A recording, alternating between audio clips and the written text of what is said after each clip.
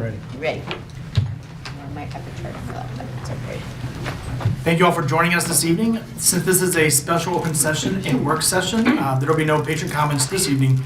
Those that would like to address the board may do so at the next regularly scheduled board meeting on May the 21st. I'd like to call this meeting to order with the Pledge of Allegiance. Y'all please stand with me.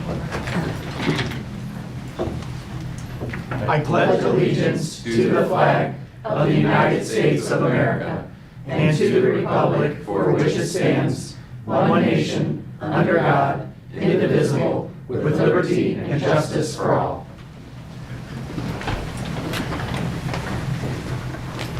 Board, I have a motion to approve the agenda for May 7th, 2026 as presented. So moved. Vice Second. President Greider, Treasurer McGuire. All those in favor say aye. Aye. Any opposed say nay. The motion passes. Board, I have a motion to approve the grant application as presented. So moved. Second. Director Adams, followed by Vice President Greider. This grant application has an approaching deadline of May 15th. This grant application requires board approval and therefore has been included on the agenda tonight. This grant will help bridge the gap for our students who qualify for McKinney-Vento. Is there any conversation, any questions? Just thankful we're doing grant applications. All those in favor say aye. Aye. Any opposed say nay. Motion passes. Board, I have a motion to adjourn open session. So moved. Vice President Greider, Second. Treasurer McGuire. All those in favor say aye. Aye. Any opposed say nay. Motion passes. We will now begin our work session regarding long-range planning options, debt service levy transfer, and no tax rate increase bond discussion. Brent Blevins from Piper Sandler, our bond counsel, is here to present.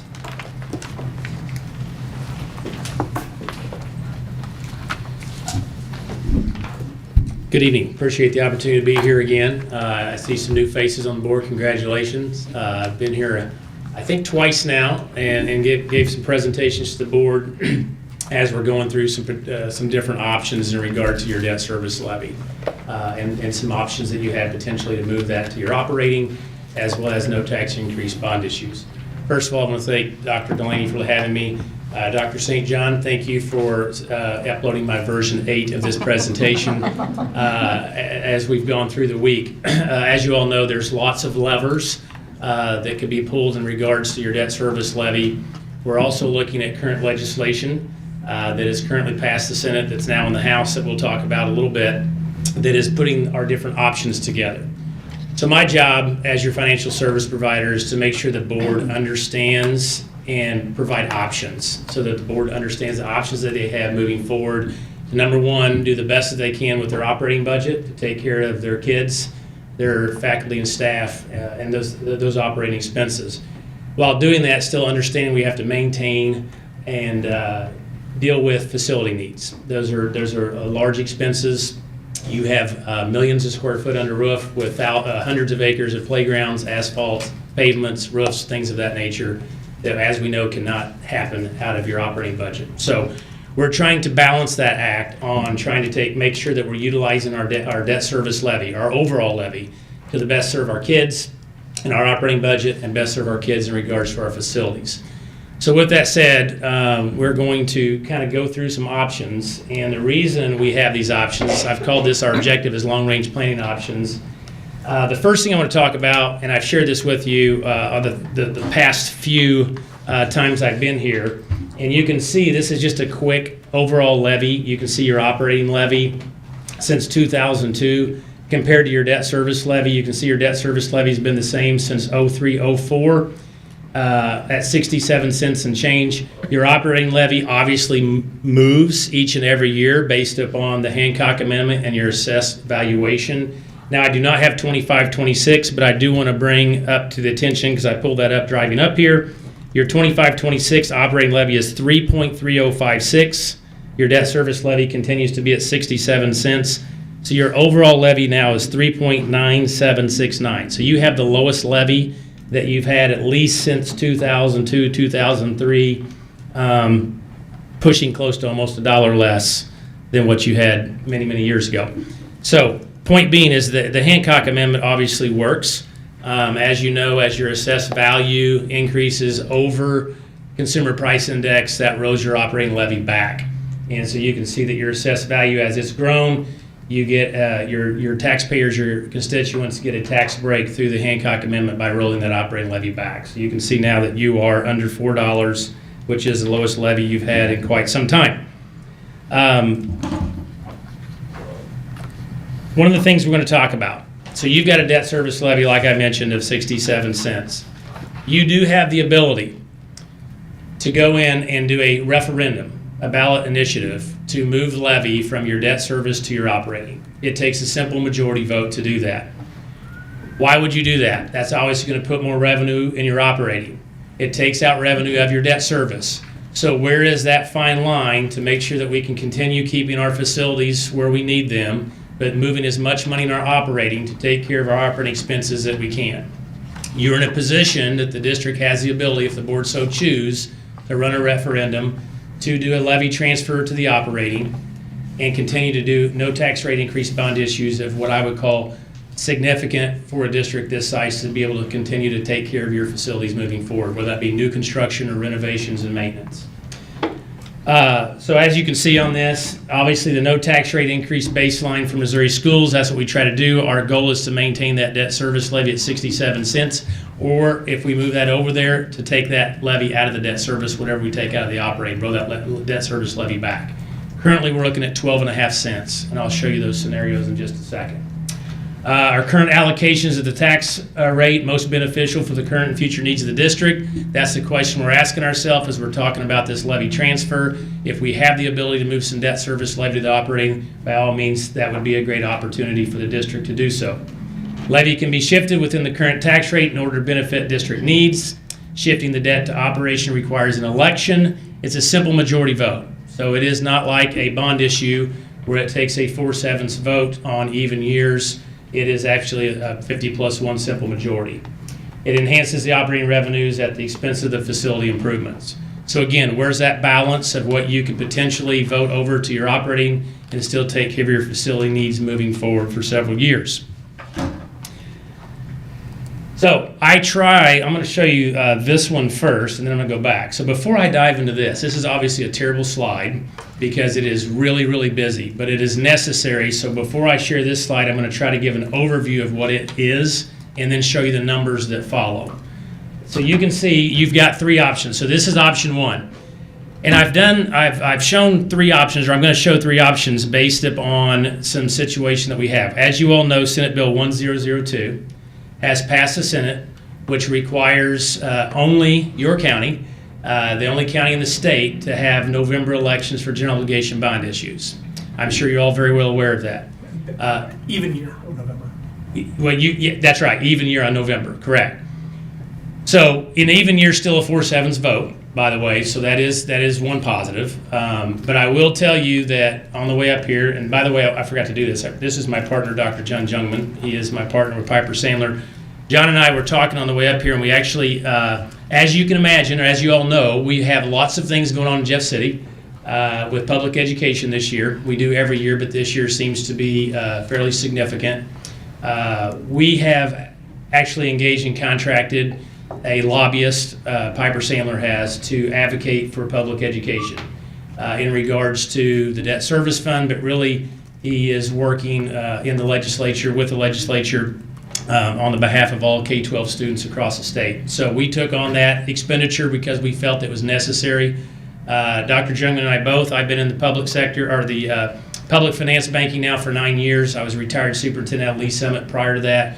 Dr. Jungman's a retired superintendent of public education from Springfield School District. So I will tell you, as we are bankers now, we still have a passion for public education and kids across this state. So we felt that was important to allocate some resources to put toward trying to advocate for kids across the state in Jeff City as we're have some challenging times. I visited with our lobbyists on the way up here in regards to Senate Bill 1002. As you know, it passed the Senate. It's in the House. It's currently in the Rules Committee. We are getting close to the end of session. As we know, and try not to say too much here, but it can't come soon enough. At the end of next week, next Friday, it ends. He feels hopefully it's going to take a lot of momentum to get that thing passed. As you know, sometimes bills move slowly.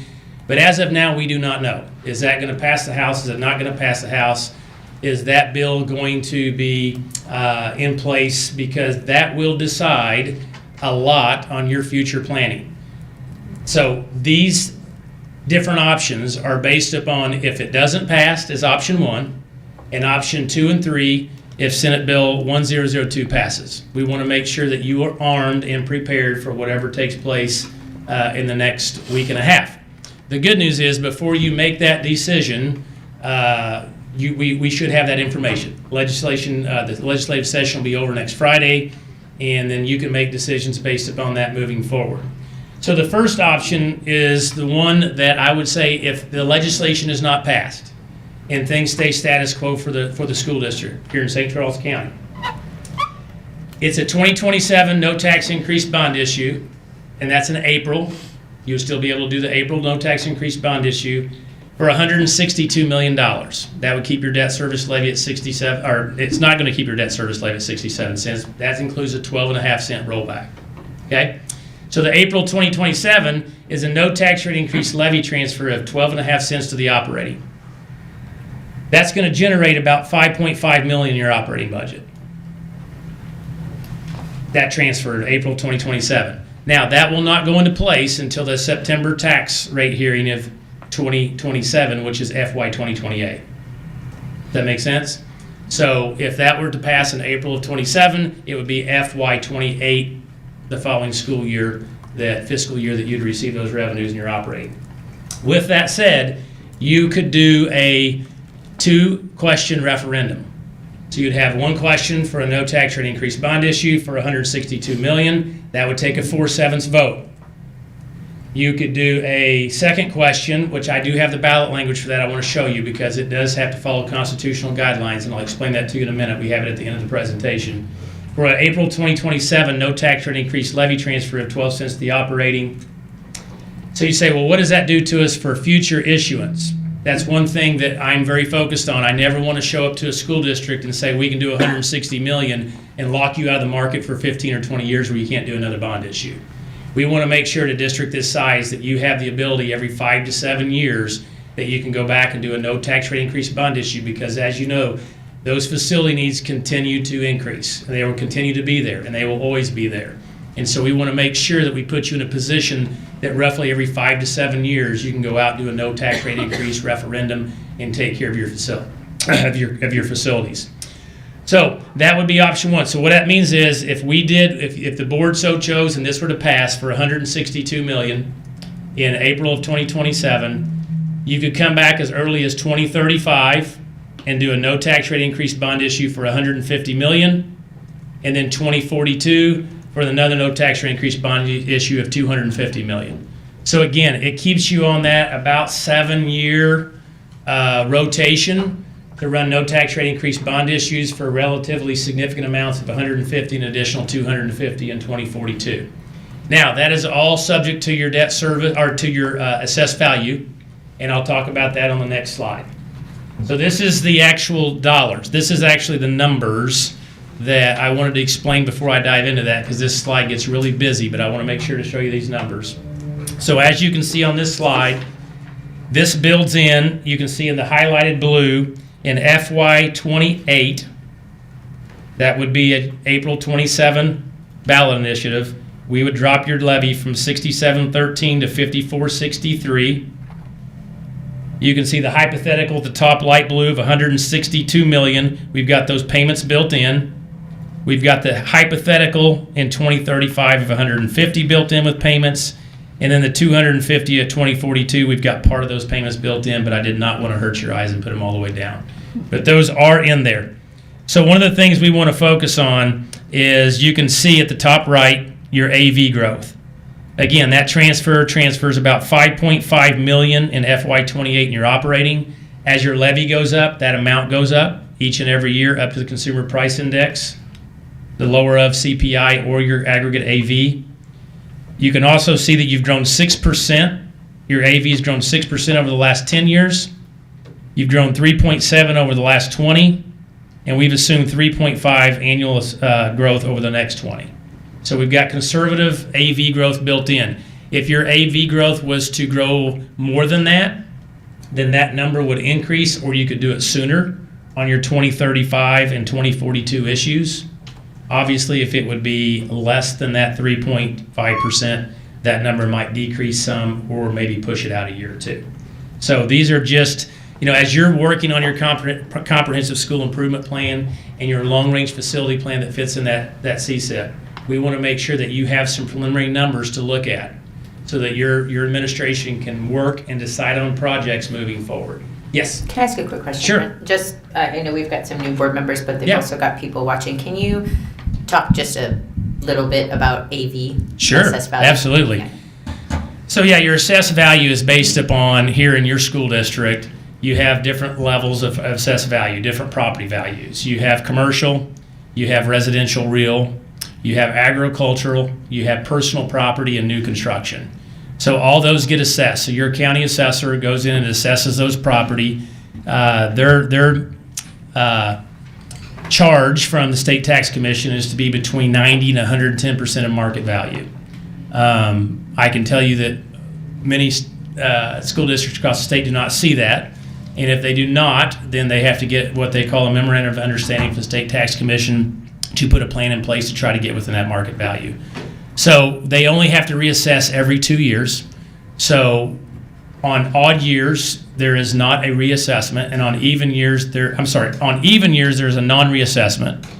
On odd years, you see reassessment. So on even years, you typically only see AV increases of new construction and personal property, because those are reassessed. Those are assessed obviously every year. Then residential real property, agricultural property, and commercial property are assessed on odd years only. So when we look at increases of property values, we have to remember that's a 2-year increase. And I think some people get that assessment and they might see a 4 or 5% increase and think, oh no, I've got a 5% increase. It's really 2.5 annual, if that makes sense, because it's on a 2-year reassessment. So that's how the assessed value works. Your levy, your debt service levy and your operating levy, but your debt service levy on the debt service side drives revenue. So you'd basically take your debt service levy, multiply it by your assessed value at $100 per assessed valuation, and that's what the revenue comes into your debt service fund to make your bond payments. So that's how your assessed value is. You do not get state foundation formula dollars like you do in the operating or other additional revenue that goes in your debt service fund. It is strictly driven by local assessment. Does that answer it? Very good. Any other questions on that? And by the way, jump in at any time. Feel free to interrupt me if you have any questions, because this is a lot of information quick, and I don't want to take up your entire evening. So that is option one. Option one is if the Senate bill does not pass the House, and I think that's kind of been the initial conversations that the board's had, is in April 2027, no tax rate increase bond issue and a levy transfer. It is obviously would want a yes vote on a no tax rate increase bond issue and a no tax rate increase levy transfer. So you could do both of these and the levy would not change moving forward. Yes. Just one more question, Mhm. just so we can level set. So the reason that we're tying this option 1 versus 2 to SB 1002 is because SB 1002 specifically changes when St. Charles County only can go for bond or levy issues, right? That is Present correct. those. And so that's why, that's going to matter if all of a sudden our timing is restricted. That's a problem. We did get Prop RT to fail, which is a good thing, but we also have a number of other legislative impacts coming, and big ones even with income tax. And I mean, they're looking at all of the things. So everything is very volatile right now, or feels shaky, I guess. Yeah. Yeah, and like I mentioned earlier, that's why this is probably version 8 of this. We've had lots of conversations with your administration on these bills and how it's going to impact you when you can only run even years in November, and we're trying to build a long-range facility plan. It makes it very challenging. You're absolutely correct. That makes it very tough on us. So, and obviously very tough on you. So that is option one. And again, I've got 3 options. I've actually slid in 2 options on the last one because I didn't want to put 4. Option 2. This is if legislation is passed. Senate Bill 1006 passes and the district is unable to do anything but go to a no tax rate increase bond initiative in November.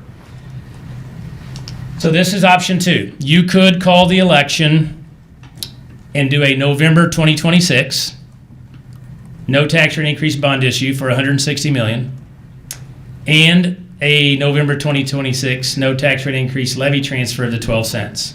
Again, this is going to generate $5.5 million of revenue into your debt service fund, in your operating fund from your debt service fund. Again, you would pass it November. You wouldn't see the revenue all the way until FY28 because it would be after setting your tax rate in September.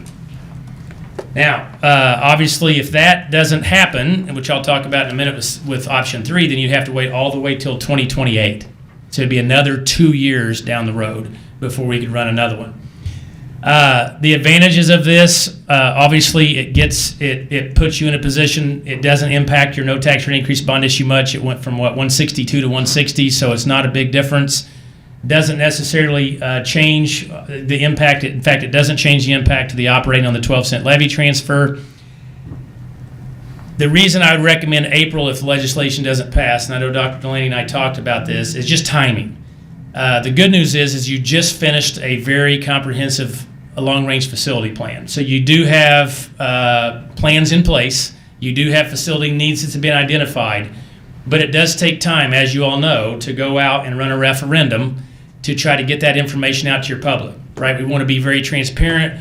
We want to make sure that they understand what projects we're doing. We want to make sure they understand the long-range plan, that if the project, and another reason I always show multiple issues is, as you know, everyone in your community has the project they want done. And sometimes it doesn't meet the needs at that particular time, right? It doesn't fall in the top priorities.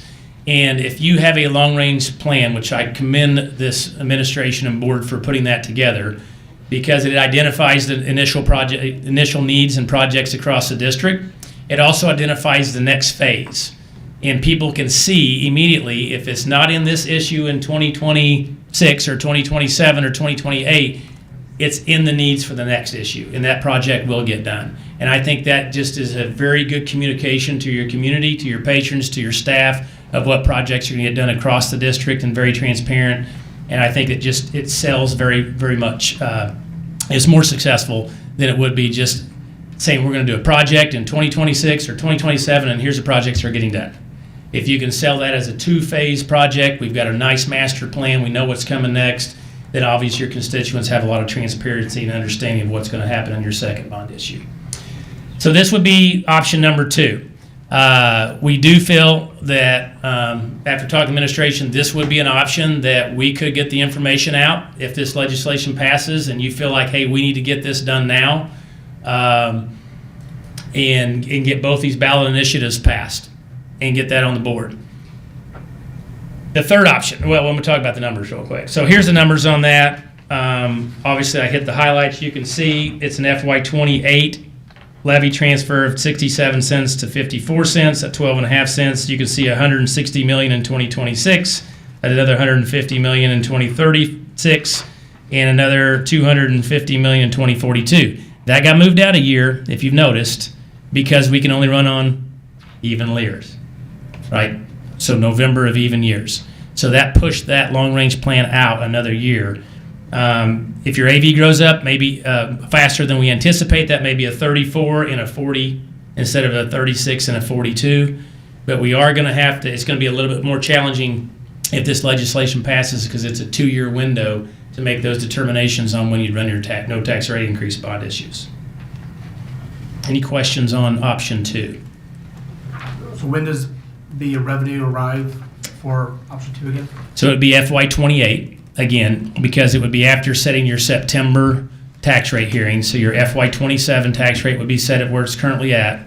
The levy transfer would happen in November, which then you would set your tax rate in September of 2027, which would be then FY28 school year to collect that revenue. And does that include both the debt service levy revenue as well as the bond revenue? It does. It does. That's correct.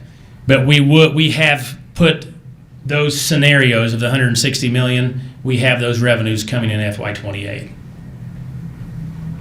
in the projections. So that's the 27, 28 school year, or the 28, 29? Either 27, 28. Both of those are 27. The revenue would be, yes. Now, we would issue the bonds immediately afterwards, or whenever the district needed them. So if you pass a November 2026 referendum for no tax rate increase GO bond issue, you do have the capacity to go issue those bonds and start projects as soon as you would like. Obviously, we have to wait the 30 days for the state auditor to approve the election and to go through an S&P rating call to fund with that. But you could get those proceeds typically within 60 days after that election to start projects. But the revenue and the operating would not come in until the FY28, which is a 27-28 school year. So the pressure really is just if this passes, if SB 1002 passes, we can only do this on even years, which means we're in an even year, so we need to hurry up and get this on the ballot. We can't do it in August or April anymore. We'd have to do it in November during the general election. That's right. Correct. Yeah, that's the challenge. So option 3, which is going to I'm going to explain a little bit of the challenge of option 3, of why we would have to wait till 2028. So this one is a little bit different. So you can see I've got a November 2028 no tax area increase bond issue for $175 million. Obviously, it increases a little bit, given the fact that we've moved it out 2 years. And then in November or August, so this is where I've thrown in the 2 scenarios in one. So you could do a November 2026 debt service levy transfer, again, simple majority, or in August 2026, which we'd have to call by May 26th. You'd have to call the election by May 26th in order to do an August tax rate levy transfer from the debt service to the operating of 12.5 cents. Is that only if SB 1002 fails? Correct. No, this is if it passes. No, that'd work, because it's still even years. Yeah. But I thought it said specifically November elections. So, go ahead. I think there's a question about when SB 1002 will go into effect. And that may be one of the factors. Okay. That's correct. Because I Okay. know I've heard even Yeah, it from wasn't questions clear. of, There were questions on the Yeah. legislation. Yeah, that's which, correct. Which is good just to identify that it really is a moving target. And It so is. what we're trying to do is get information, whether it's going to be this or that or this or that. So I appreciate you walking us through all that. Yeah, absolutely, and you're absolutely right. That's a great point. We are shooting a moving target here, right? Because we don't know what is going to happen in the next 2 weeks, and then depending on the board's direction and decisions, you may have to call an election as early as May 26th if you choose one of these options for an August election. So, best case scenario, let's say SB 1006 passes, is if you could run an August no tax rate levy transfer from the debt service to the operating, and then another November election in 2026 for a no tax rate increase GO bond issue. The problem is now you're running 2 elections in just a few months. And I'm not saying that's not an option. I'm just saying that's a challenge. You're asking your voters, and maybe even through some confusion, if we got an election in August and then another election in November, would that be concerning, trying to get that information out, and questions of why we're doing 2 elections in just a few months. So that's why I don't have that option on here, but by all means, that would be an option for the district. So what I did do is put a November 2026 or an August 2026 no tax rate levy transfer at 12 cents. If you did it in August, the revenue of $5.3 million would come in FY27. So you would get it immediately in this next fiscal year. But then that would push you probably, unless you decided to run another election just a few months later, that would push your no tax rate increase bond issue all the way out to 2028. Yes. Question. So I cheated a little bit and I looked at your slides before I came, so Yeah. I saw the ballot language. While I understand that it would be potentially confusing or cumbersome to have 2 elections and measures in just a couple of months, would it not be less confusing for the public based on the complex language of the ballot language to concentrate our efforts on this is what this one means in August, right? It's passed or it's failed. Now this is exactly what it means, instead of one big blurb, and for the voters to potentially go, wait, I'm supposed to vote yes on this and no on that. That's a great point. I mean, I think it's all about strategy, and that's a great question, and that'd be a great thought to think of it that way, two separate ones. Typically in the past, what we've done is, and by the way, I'm going to back up just a second. When we get to the ballot language, I'll talk about that as well. But this is a very, and you're right, convoluted question. You probably looked at it, and it's very, like a lot of ballot measurements that's constitutional and how you have to write it. It's hard for people just to come in and read that and say, what am I voting for here? And so what we've typically seen across the state is we're talking about moving revenue from bricks and mortar to kid fund. And that's been a really good story across the state. We feel like we can still take care of our bricks and mortar fund with the money that we have in it, but we can take a portion of that bricks and mortar money and move it to our kid dollars. And to me, that makes more sense to the voters to understand what we're trying to do. We're not asking for a levy increase. We're just trying to take the levy that's here in the bricks and mortar fund and move it to the kid dollar fund. And I think folks will understand that because the ballot language is confusing.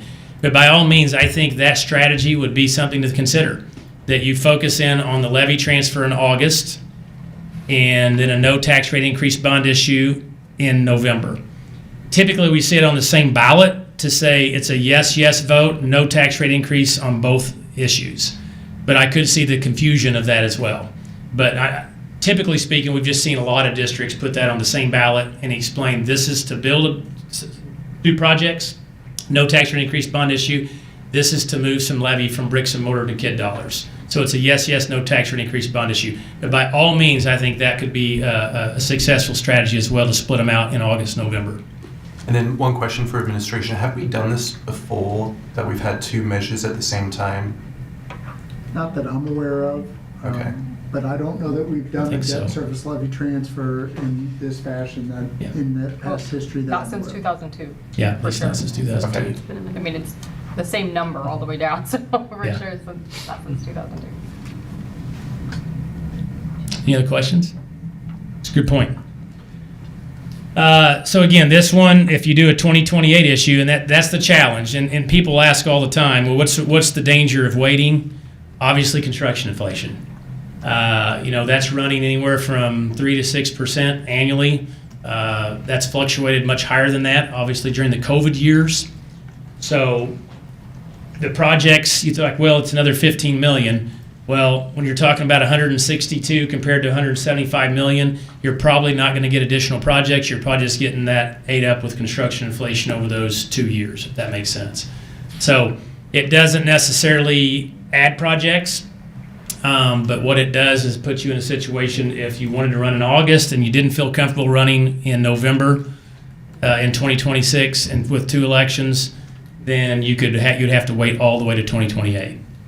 So that's the challenge. And again, like you mentioned, the challenges of kind of a moving target and the different options you have make it difficult for the district to make decisions. And you'll hopefully have more information at the end of next week to know really which choices, whether it's option 2, 3, and we've even talked about option 4 of doing an August-November election, compared to best case scenario is giving yourself some time, whether it be an August election for a levy transfer and waiting for an April no tax rate increase bond issue, or an April levy transfer and no tax increase bond issue with one ballot, 2 questions, which has kind of been the original plan, at least prior to the last couple years of what we do in 2027.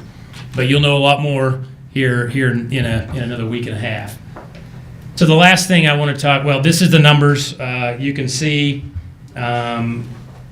we've done the levy transfer at this time, obviously in FY 27 to 28.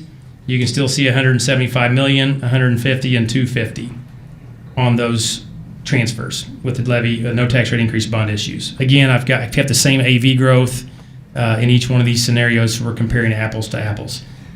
One thing I do want to share with you, a lot of people, I know we got some new board members, and the question is, how much debt are we in? And I know we get that question a lot. So one thing I want to share is where your constitutional bonding capacity is. You have 2 types of bonding capacities. You have your constitutional bonding capacity, which is 15% of your assessed valuation that you can have outstanding. And the second one is your affordability of your 67 cents. Or if we do the levy transfer, obviously less than that. Your current constitutional bonding capacity is almost $400 million. So you're well below. If you were to run a $162 million bond issue in 2026, your capacity is $400 million constitutionally.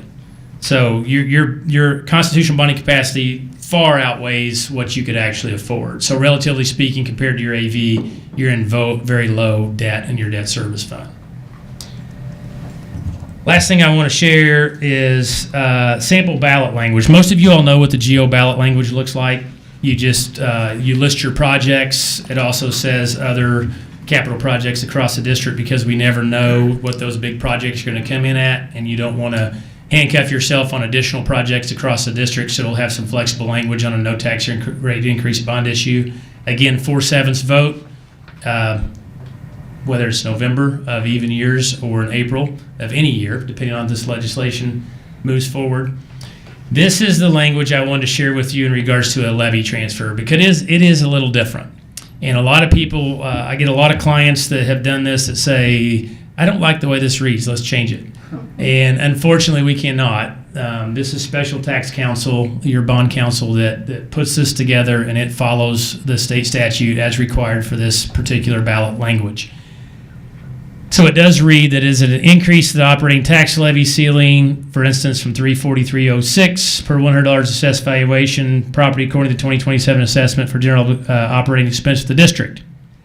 If the question's approved, their operating tax levy of the district is estimated to increase by 12.5 cents per $100 assessed valuation of real and personal property, and the district expects to make a corresponding reduction to its debt service tax levy in the same amount, resulting, here we get to the best part, the last line, estimated overall tax levy of the district to remain unchanged. So you can see the first part of that, it sounds like it's a tax increase. You have to read the entire ballot language to realize the increase in the operating is going to be a decrease in the debt service, therefore the overall levy is estimated to remain unchanged. So it is a little bit convoluted question, and that's why it obviously takes some pretty good community informing to get this information out there, that we are taking it out of one fund and putting it into another fund. We're taking it out of one pot for the bricks and mortar, putting the operating fund, and the overall levy is going to be unchanged. So that's what that looks like. Obviously, there are districts that have added why they're doing that. By all means, you can do that. If you can say it's for salaries and compensation for employees to attract and retain quality staff, or whatever you may be utilizing those additional revenues for, that can be added to the language if you so choose, or it can be very general. So I put two types of language in there, one very general and one expanded if the district so choose to identify what that levy transfer would be for. So with that said, best case scenario, we get good news at the end of next week, and we don't have to make rush decisions prior to May 26th. I know you've got a board meeting, I believe the 21st. So at that board meeting, obviously you'll have the information you need. If the board the only reason you'd have to do something to call an election May 26th is if you decide to go with an August levy transfer. And that would be your May 26th deadline to actually call that election and have it approved by the county clerk's office. Any other options after that obviously would not have to be called by the 26th. Yes, sir. Would you mind going back one slide to the Sure. ballot language, please? I know Yes. that you already said, no, it cannot be changed, but I'm going to ask the question anyway. Yes. So if you want to jump back just one. Yeah. So there's no way after overall tax levy of the district to remain unchanged, comma, therefore no tax increase, or however you want to phrase it, there's no way of putting anything like that that is very clear that there is no tax increase. Yeah. So that's a really good question, and I get asked that a lot. And on your no tax rate increase bond issues, the language looks the same. You can never state on a general obligation bond issue that your tax levy will definitely stay the same. Because constitutionally, Missouri Constitution requires you to set your debt service levy wherever you have to pay your bonds back. Therefore, it says it's to remain unchanged. Is estimated to remain unchanged, because you cannot legally say we are not ever raising our debt service levy. Now, it's my job as your financial service provider to make sure that I'm conservative on all my approaches, to show good numbers and put lots of cushion in there, that you do not have to raise your debt service levy moving forward.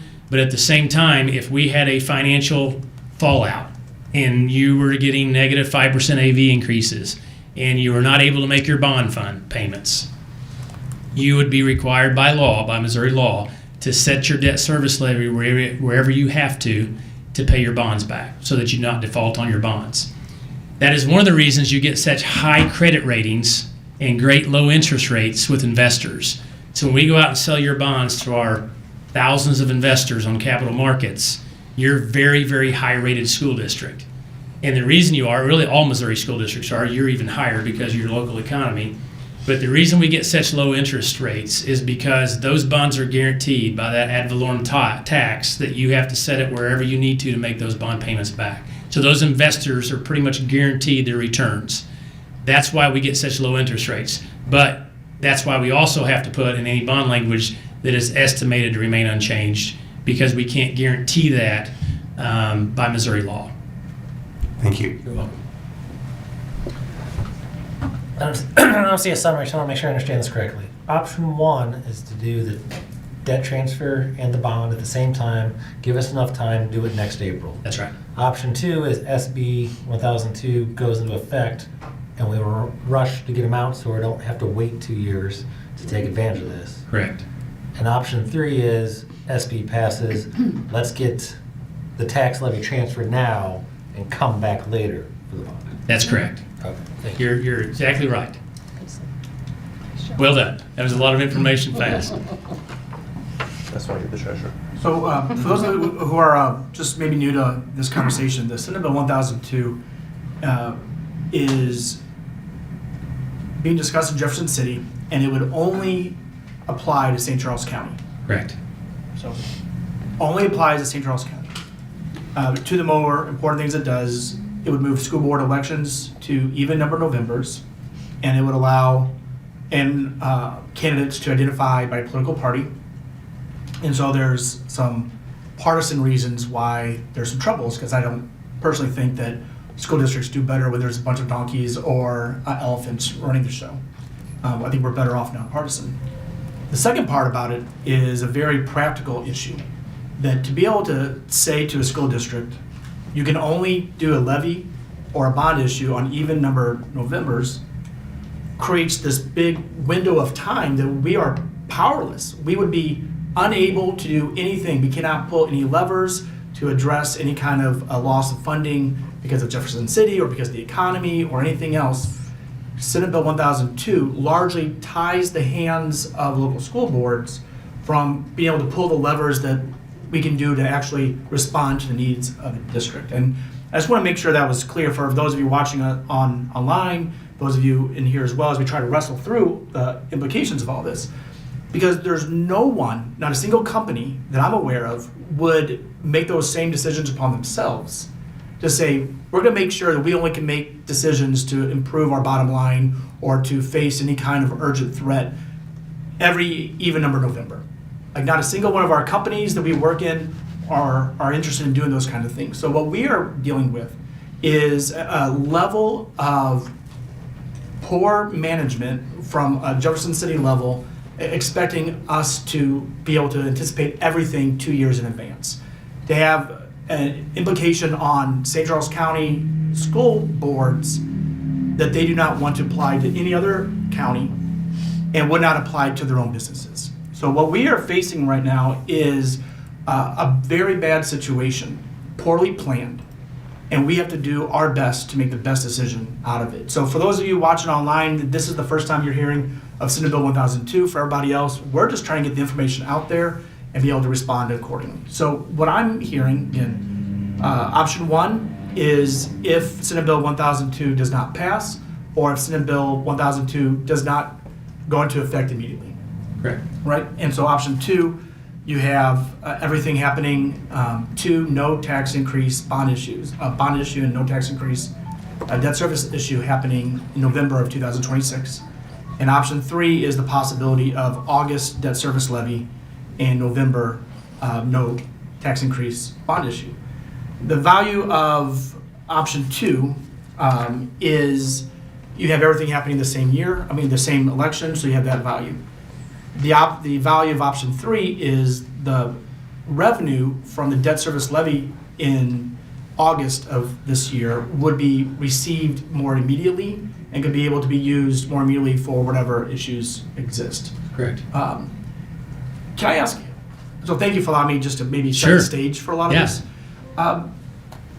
What is your recommendation if Senate Bill 1002 were to either not pass, or let's say it passes and it doesn't go into effect until, let's say, January 1st, 2028? Like, what is your recommendation then? Let's say this, if it goes into effect January 1st, 2028. What is your recommendation about either doing it November 2026 or waiting until April 2027? For the GO or the levy transfer? For both. For both, okay. So I think it really boils down to, my recommendation would be based a lot on what's the need in your operating budget. Is it an immediate need in your operating budget? If it is, then I would tell you an August levy transfer in a April no tax or increase bond issue, and just do 2 initiatives. That's what I would probably recommend. If your budget can withhold a year of unknown, if your fund balances are in a good position, and you can wait until FY28, then I would tell you an April election with both issues on the ballot. So it'd be a no tax rate increase bond issue in April of 27 and the levy transfer to 27. But again, you wouldn't get that revenue until FY28. So I think it's all relative to how significant. We know we've got some challenging times coming up with the state foundation formula. We've got some financial challenges for every district in the state of Missouri on some legislation. We're still not sure what that looks like until everything's done next week in the legislative session. So I would say that my recommendation would be one of those 2.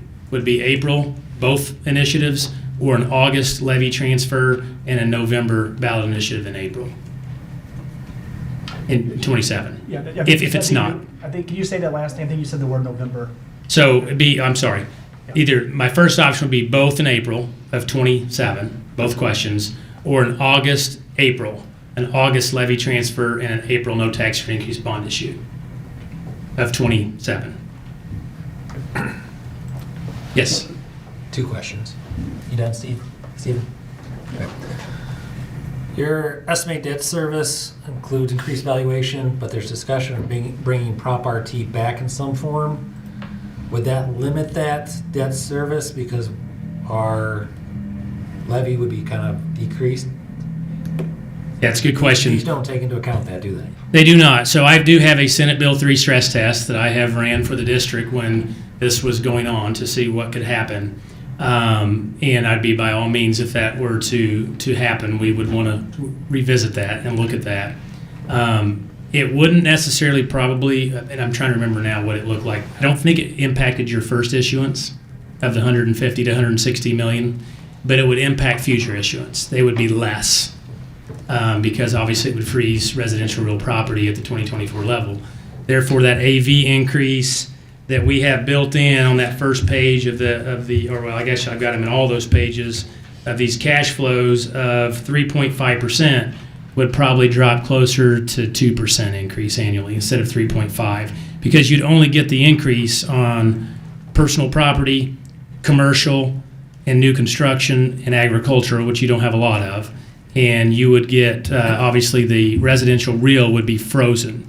So when we freeze that residential real and only increase those other amounts 3.5%, that drops the aggregate down to probably, I think it was 2%, 2.2. And so again, it would not probably impact the first bond issue of the 160 million, but it would probably increase future bond issues. This doesn't assume. It does not assume personal property SB3. goes away either. No, it does not. It does not. It is based upon current property values. And then my second question was, with discussions on the state funding formula, if we move debt to operating, I know they hold local funding against us. Does that make us look like we're funding ourselves better? So it's going to increase the revenues you take in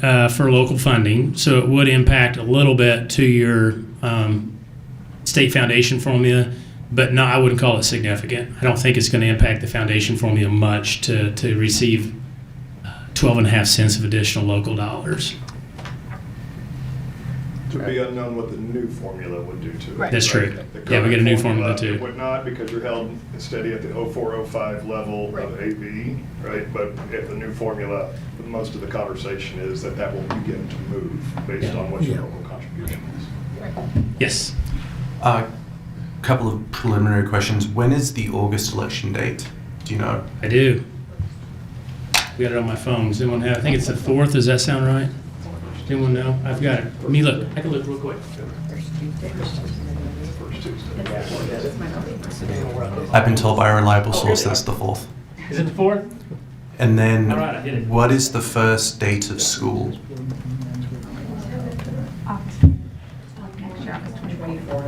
24. 20. So, as you were going through the options, initially my thought was August of 26 makes the most sense. We're in desperate need of money. Unfortunately, the next workshop item is going to address that, and then we can take care of that immediate need, hopefully in August, and then push the bond issue to 27. But if the election is on August the 4th and start of school isn't until 2.5, 3 weeks later, we're going to lose a lot of our voting base that may not even be in the state or the country to vote. Plus, it gives us limited time to get the information out there. And I forget which prop it was, but we got accused of being non-transparent by having an election in August, trying to sneak it through. And while I want to be on record saying that definitely was not the case, those 3 detractors would be one thing that I would be concerned about putting on this August ballot. Yeah, that's a good point.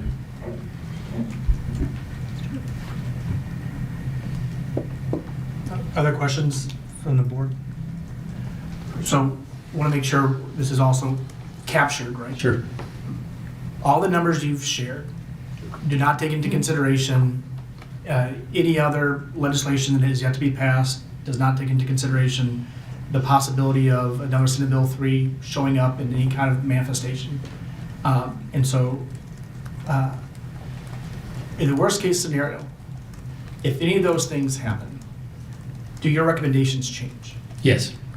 So if some of those worst case scenario things happen, how would your recommendations change? Well, it really depends on what those scenarios happen. Like SB 3, it's going to change your long range planning if it were to come back and they put it on the ballot and it were to pass. I mean, we're dealing with that with districts across the state. Dr. Jungman and I obviously are running SB 3 scenarios on all the states that actually, the counties that pass SB 3 with 0 caps. And they're either doing less or pushing their bond issues back pretty significantly. And if they can do the bond issue, it's pushed them out. Instead of doing one in the next 4 to 6 years, they're doing it the next 12 to 15. So it's significant. I'll just be honest with you. It's really devastation in regards to their long-range facility plan. I know it's on the operations side too. I'm here to talk about the debt service side. But it would definitely significantly change your future outcomes. It would probably lower the first one. I said it'd be close, but it'd probably lower it some and would definitely push out these other issues much further, which then obviously you would be in a situation to take care of any facility needs that we know of that came up, the things I mentioned earlier, the asphalt, the playgrounds, the roofs, the HVAC, flooring. That would have to come out of your capital project fund, and I think we all know that the capital project fund is actually money transferred out of the KID dollars. So you would be using operating dollars, or what I call KID dollars, to take care of facility needs moving forward if SB 3 were to pass. So to give you an exact recommendation, I couldn't do that quite yet because I'm not sure what other bills we're seeing for property tax that I know they're still discussing in Jeff City probably as we speak. So with the threat of those types of future events coming out of Jefferson City, does that just emphasize the urgency behind this, or does that change in your mind the timing? Because, like we all know, this is the facility master plan report. It's all been shared at a previous meeting. Everybody can look at it, and obviously all the prices go up. every year or two. So if we have to push back this an extra 2, 4, 6 years, all the costs go up. And again, just for all of us to be aware of it. But with this possible threat, does that change, in your mind, any of your recommendations on urgency and the timing? Yeah, absolutely. I mean, just like I mentioned in, I think it was option 2, where if this is passed, in specific 1002 SB 1002, if it's passed, I mean, I think the urgency of, like you mentioned, either August, November, or November, depending on when you wanted the tax levy revenue to go into, whether FY 27 or 28. Personally, again, this is a personal opinion, doing it then compared to waiting 2 more years for projects with little additional money would make sense to try to, from a financial standpoint. I can't speak from what's best to get the information out there and to make sure that all of our constituents know what we're doing. Obviously, that plan puts that in a much better place there because we're still several months from that. So I don't think that's an issue. But it would definitely, in my opinion, if I was sitting in your seat, I would want to move that forward to get those projects done sooner and later because they're just more expensive later. Are there any more questions, board? Any other comments from admin? You want to add anything to what he had shared? I just want to thank you for the timeliness of it. This has been a plan in the works really since that facility master plan was delivered. And I just appreciate knowing the landscape that we are sitting in right now, that our board feels as if they have 3 options at this point, or a version of those 3 options to really assist in the work of the school. So I just appreciate your time and their time just to spend this in a workshop. Thank you. Very welcome. Anything else, board? I just want to ask one last thing, because now I think I'm confusing myself. Did those numbers, are those recommendations and those numbers including the budget shortfall to the funding formula that we're expecting? No, I'll be covering that in the next presentation. So he is only looking at what we have available to help with improved revenue. So that's what the debt service transfer would help with. And then the bonding capacity is a separate kind of component to that. But Okay. I'll address our shortfalls to the operating budget in the next presentation. Okay, thank you. And again, I'd be happy, obviously after next week, when we have more information, being happy to communicate with administration to provide any additional information the board would like to see at that time. Right. Is there anything you'd like to say? Okay. Great. All right, well, we thank you for your time, and we look forward to a conversation probably at the May 21st board meeting about this topic. Thank you. Thank you very much. Okay, next we will focus our work session around employee insurance. So Dr. St. John.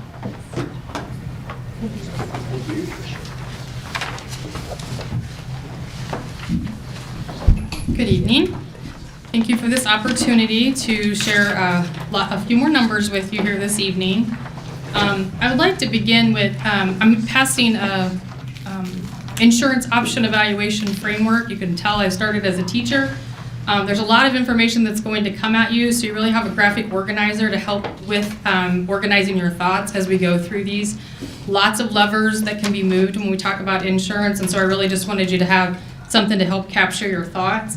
But I actually want to begin with many of my committee members are here this evening for the Employee Insurance Committee. And if you don't mind, would you all stand? Because I'd like to recognize you. This has been a year's worth of work and labor, and I just appreciate so much. You guys stand up too. You've been up for a Yes, thank you, thank you. Let's give them a round of applause. These amazing people kept coming back each month to talk about insurance, and I just find that to be amazing because it's definitely something that we need to better understand. So what I'm going to do is I'm going to take us through first just some of the objectives. So much of the presentation that you see tonight is exactly what I shared with them on Tuesday, and then we did a feedback loop so they were able to provide the committee's information back to the full board. And then certainly once we get to question time, if any of the committee members wanted to join in and have that conversation, that would be completely expected as well. Our objectives really were to review over the historical spending of the district and revenue projections, explain the board's obligation per board policy, define the responsibility of the committee, explain the future fund balance if spending patterns continue, benchmarking our information against our surrounding school districts, present 4 options to the board for review. You will review the collected feedback of our committee and then discuss any next steps that we see on the horizon. I'm going to start with a couple familiar slides that you may remember from the beginning of the school year, and it's really to best understand where does the money come from. So, setting the table of this revenue expenditure story, I wanted you to really understand when we were talking about Prop RT, it was really against that local largest portion of our money, so that's 73%. Today's conversation is going to turn to our state funding. Our state funding is 22% of the pie that we receive, and it has late-breaking news that I want to bring to you and make sure that you're aware of in terms of some threats to the school district's funding. Then when we look at where the money goes, that money comes into the district and 82%, almost 83%, goes right back out to pay for our salaries and our benefits. And that's an important component to understand, as those are the largest expenditures of our entire budget. Our budget fund balance really is the savings account to ensure that we can pay our payroll. And I'm going to take you back in history and show you a time when the district was not actually able to do that. This is a familiar slide. This is the one that I brought to you in the last board meeting, and I really just wanted to remind you what I have been sharing with you for several months. So for several months, I have said to you that we had planned on 3% and our gross pay for salaries to be increased for all of our people groups. I had talked about benefits being able to go up by 8%. And in that same time frame, I expected that our state revenue would increase by $3.2 million due to the increase of the SAT, or the state adequacy target.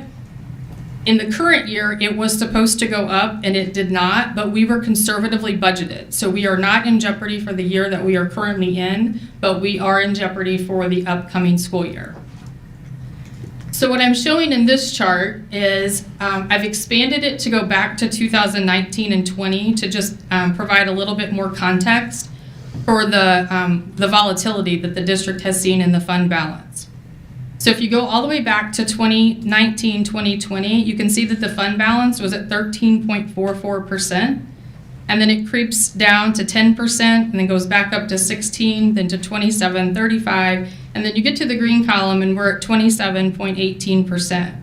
Then you can see my projections as these numbers have changed.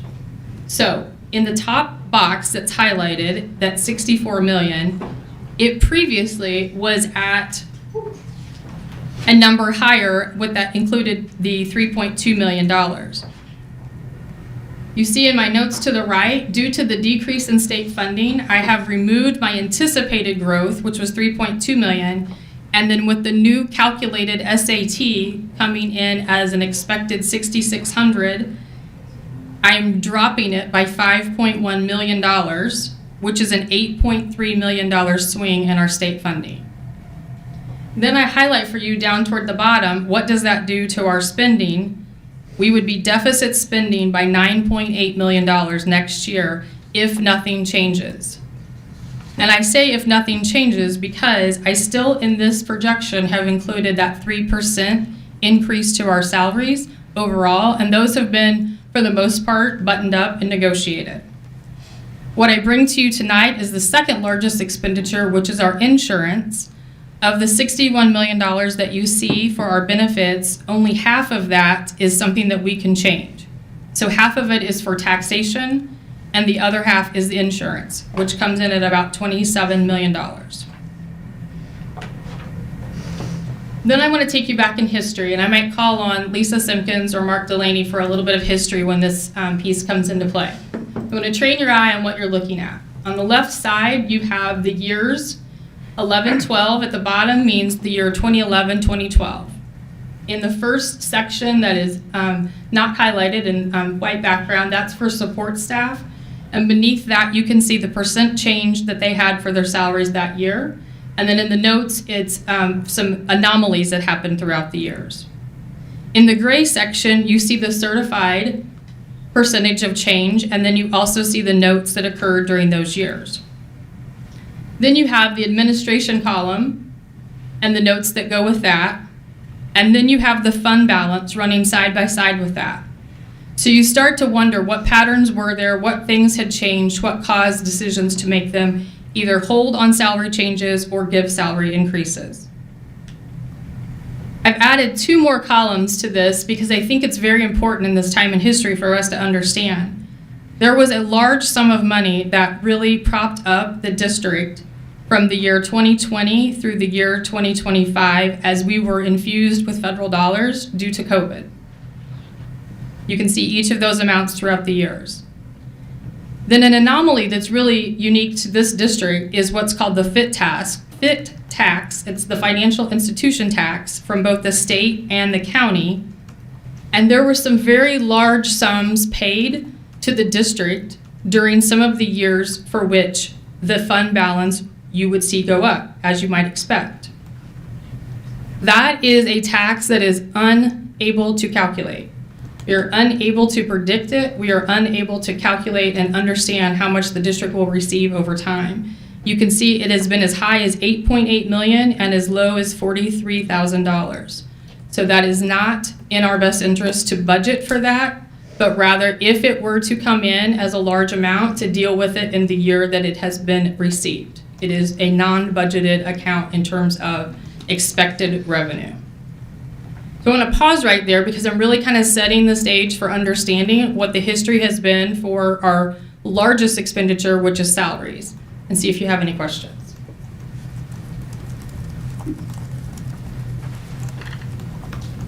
Can you highlight, again, which years there's a pay freeze, and again, which years they did not receive the steps? So I see 21, 22. So the freezes happened in the 16-17 school year. There was no change to salary. It's highlighted in that darker yellow. The next year, we did not have an increase in salary, but we did remove 3 workdays from the teacher contract. So they earned the same amount of money for working 3 less days.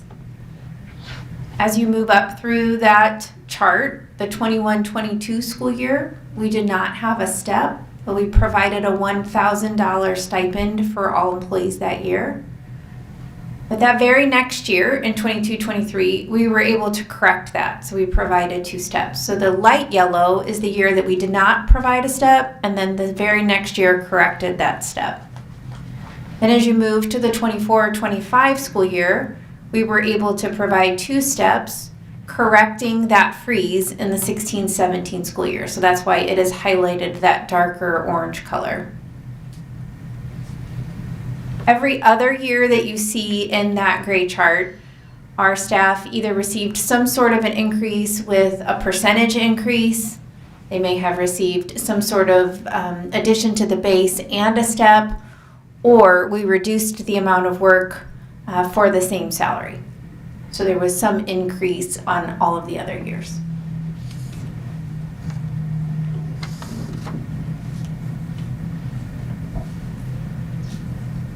What was the precipitating factor for those decisions?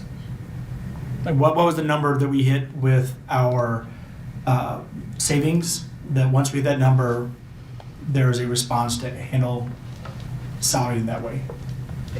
Obviously was not a part of those conversations, and I don't think that Lisa was either at that time frame, but I can speculate based upon what I'm seeing in the fund balance that as it began to get closer to 20%, it looked like the district was making a decision to slow down the salary increases. And so it is sort of a lagging factor because you make the decision in the spring or at this time of year to affect the next school year. So not knowing what they were projecting or thinking at that time, but then thinking they may be ending better or worse than they were is what those decisions would be based upon.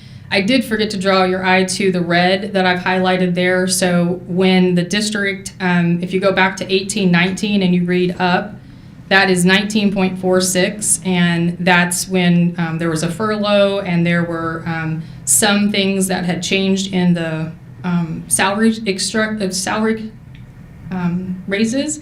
And then the next year, when you get to 19-20, you're at 13.44%, but then you start to get infused by those other dollars. And the next year, going into the fall, the district had to go to the bank and take a note out from October to December in order to pay payroll. And that's with the tune of $6.55 million, meaning the cash flow was not there. The fund balance had dipped below. So I harp on that quite a bit to say you need at least that 2.5 to 3 months in order to pay your payroll, because you don't start receiving your big money again until about November of a school year or December. And so oftentimes you'll find this in poor cash flow districts. And so that's what you're seeing with that red highlighted area. And then the thing that people like to talk about is that something saved them. Well, I wanted to show you what that something saved them was. It was the COVID dollars and the FIT tax, both of which one is not reliable and one is gone. So as we approach the 20%, the low 20%, I think it's important for you to understand the two largest expenditures are salaries and benefits, and we have to look at them and we have to make a change as we move into this next conversation about insurance. Which month of the year is the fund balance referring to? That would be in June of a school year. Okay, so that's the last, the way the school year ends. as June 30th. Correct. Yeah, okay. Is that 20% accounting for the update of the less dollars from the state? The 20% that I have in that highlighted area is the same that I show on the prior, which would include the deficits. But yes, thank you for that. That is the latest. That is the latest. So My projection at this point with that new information that I just shared. So in I'll go back a 2015, notch, right there. It's 20.86 at the bottom of the column to the right of green. so in the previous slide, you can go back there. June of 2016, the end of the 15-16 year, we were at a 20.02 fund balance. And the following year led to 2 straight years of salary freezes. Correct. What, do we have any indication on like benefit freezes as well? Was that also just part of it? I did not pull that information. But 20.02 in 15-16 led to 2 straight years of. Thank you. Correct. President Blair, I'll just remind you that after those 2 years of increases at 6.5% and 5%, the district went out for a tax levy, and it failed. And I think there was some concern at that time that when that tax levy failed, there needed to be some correction within the revenue sources and the fund balance that needed to be there to cash flow the district, and that might be why. Again, wasn't in the room for all of those conversations. My position was not in that room at that time, but I think that would be, I would assume that some of that had to play into the conversation. Thank you. So we find out end of next week where they land at the end of session for funding. However, wasn't it last year that I guess they can do it anytime. They can decide to fund and be like, here you go. They can budget on that, and then they can be like, nah. Right, and that's the year we're living. So if a school district would have budgeted the full 7145, in this month right now, the state comes to you and says, "Oh my gosh, I'm so sorry, we don't have enough money. We're not going to be able to pay that out." So they've been paying it lower than that this whole year, and now they're saying it's never coming back. It should go like this throughout the whole year. You should start low and it should end high for the state adequacy target completion, and instead ours is going like this.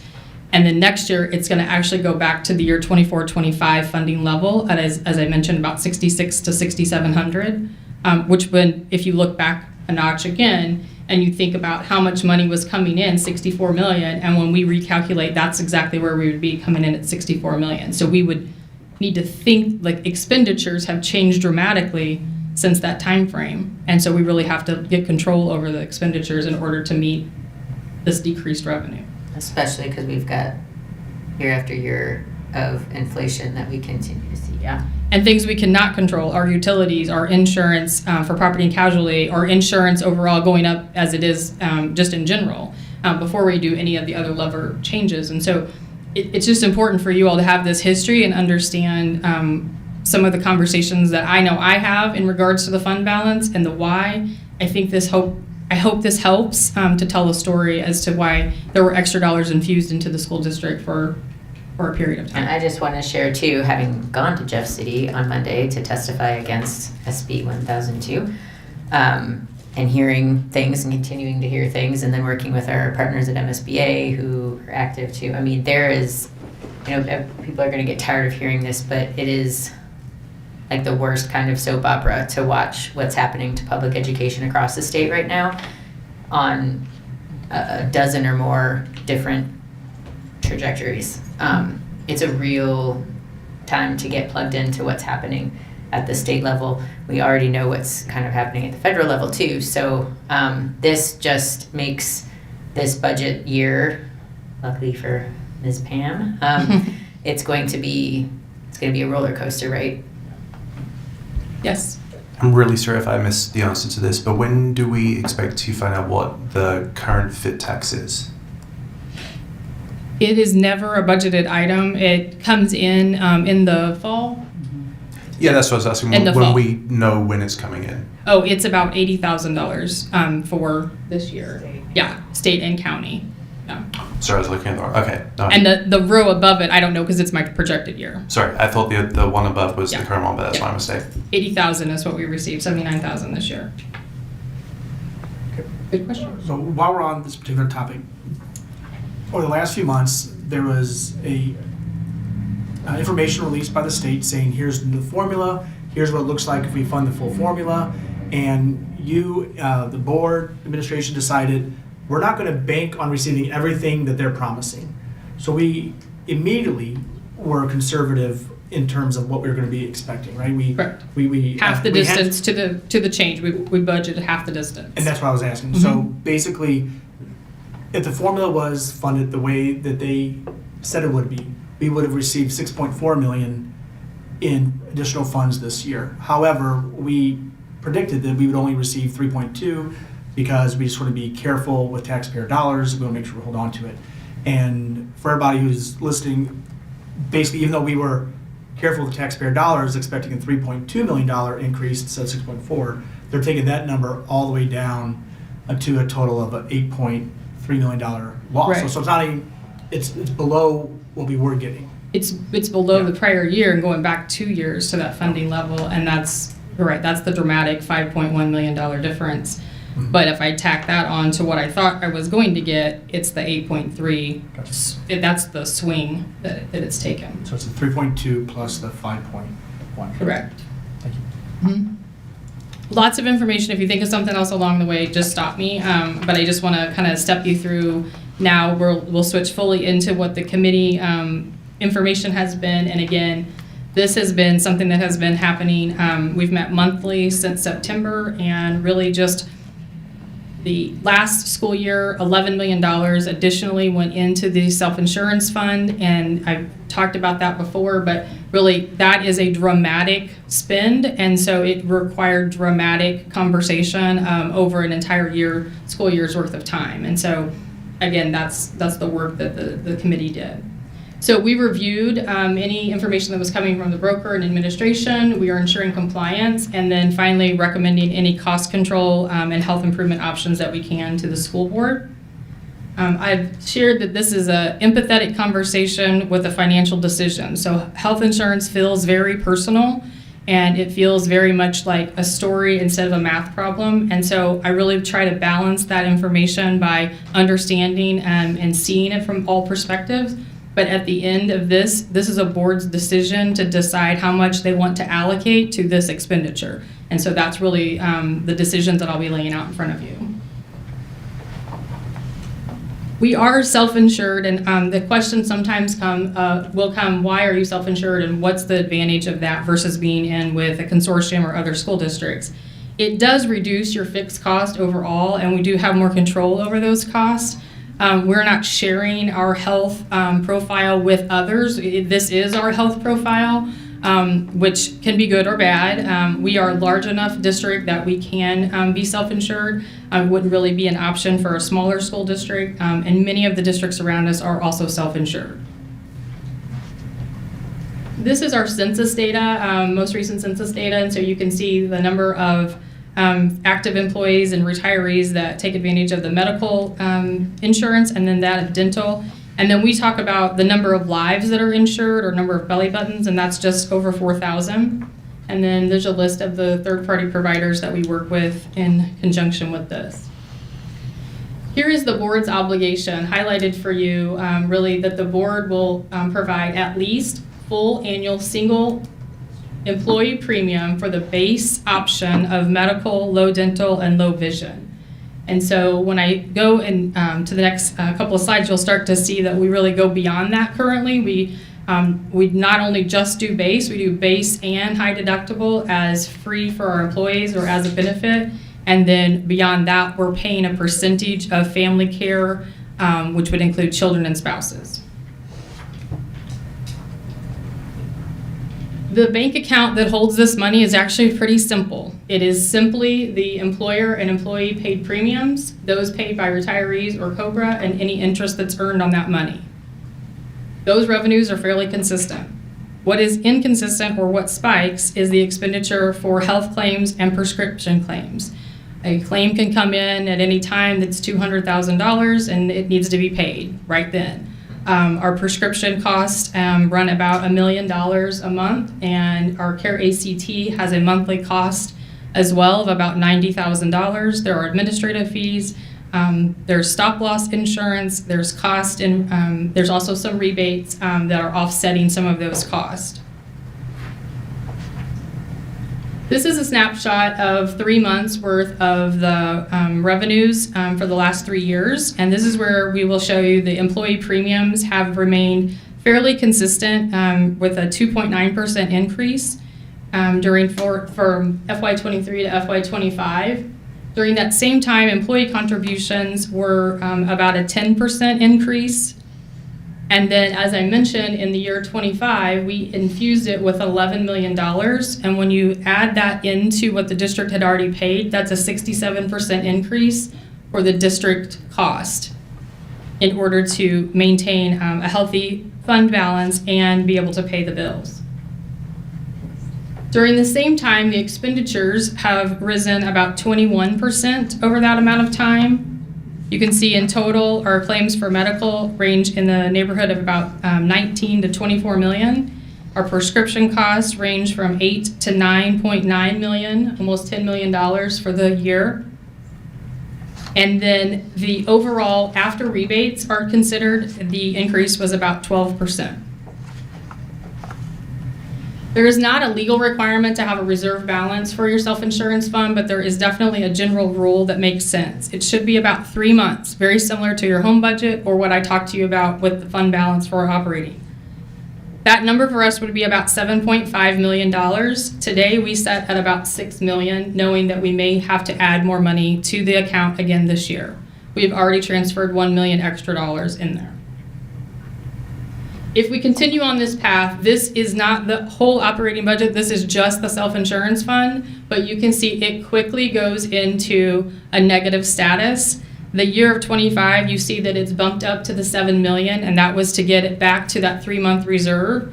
And then as the spending continues, the cost have increased, and then really the district is currently subsidizing the premium because it's not being passed on to the employee at this point. As I mentioned, theirs has stayed very straight line where the district is incurring the additional cost that the account is seeing.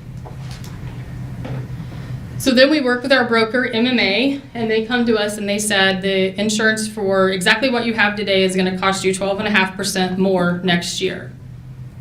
Up until last week, I kept saying we were going to spend 8% on insurance.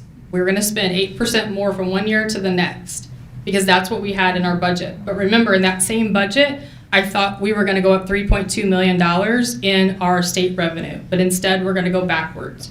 So that's where you see those offsetting costs in the earlier show that I had shown you. Working with the committee, we talked about everything. We broke down every expense. We looked at everything that the cost that can be incurred and every lever that we could attack. Then we voted and we decided these were the levers that we were okay with looking at and making change for. And so those levers are everything from plan design, including co-insurance, max out of pocket, Short-term disability, which is currently fully paid by the district, reduce or eliminate dependent coverage, look into a dependent audit. So at current state, we have not audited the those that are insured in this program up to this point, and that's something that we would like to bring coming this fall. We also don't counsel those that might be Medicare eligible for really looking at that as an option instead of our full health plan. And then finally, the HSA contribution has varied. We know that in our district, we currently pay $1,000 and $2,000 for employee versus family.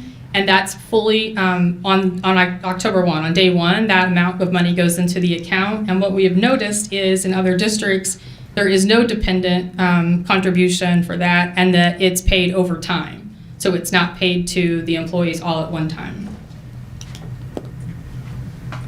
Another practice that we will be moving away from is the prior practice was cascade spending. So it was not a set amount from the district, but the money could be used in different ways. And again, in our research, we found that that was very unusual. It really creates a volatility from the board's perspective of the expenditure instead of having a set amount of this is how much we will contribute.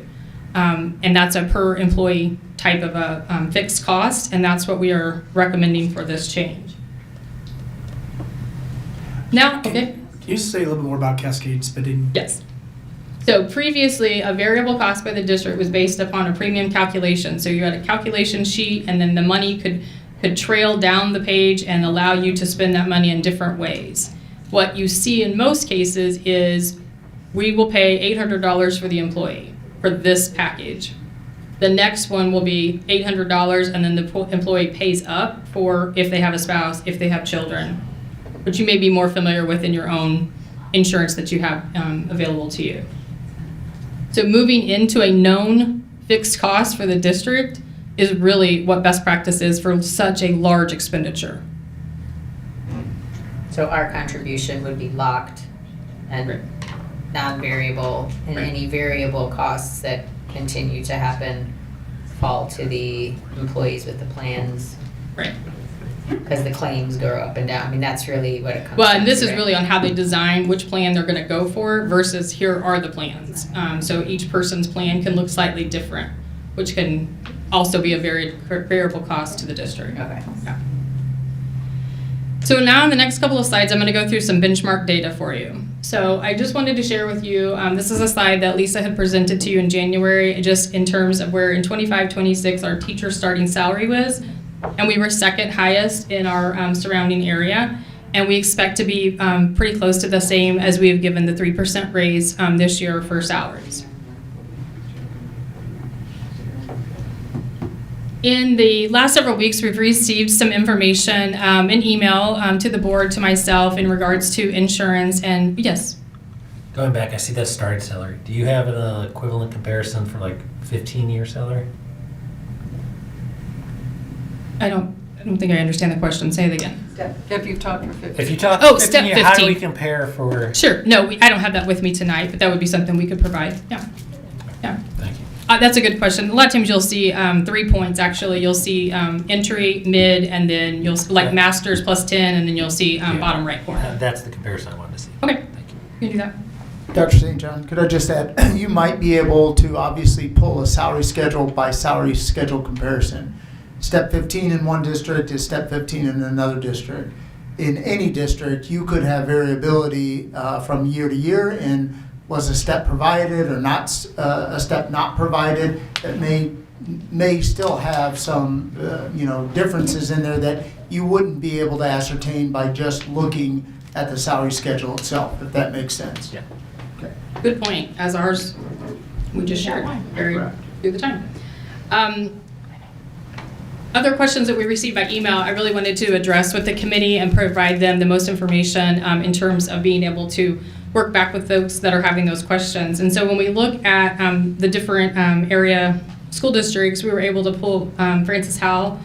For our paraprofessional pay is at $17.74, which you can see is higher than our area districts here, with Fort Zumwalt even having two different figures, one with and without 60 hours. Then I began to dig into some research, wondering approximately what other area employers for a person that's in the $18 to $20 range making, how much are they spending on that person's insurance? And so what I was able to pull is in healthcare, that's going to be anywhere from about $7,000 to $10,000 per employee. School districts are at the higher end of that range, where we pay about $8,000 to $12,000. And then if you were to go to a warehouse such as Amazon or a large company like that, you would go to about $6,000 to $8,000. And then if you were to go to, say, Walmart, Target, or other retail places, you would, in some cases, have no insurance coverage and up to about $5,000. And that's data from our area. Next, I'm going to talk to you about benchmark data in terms of what the board pays in these other school districts. So the first one is the base plan, and then we'll look at the high deductible plan. But I'll train your eye to read across the top. So when you see the top and you see 100%, that means that the board is paying 100% of the premium for the employee.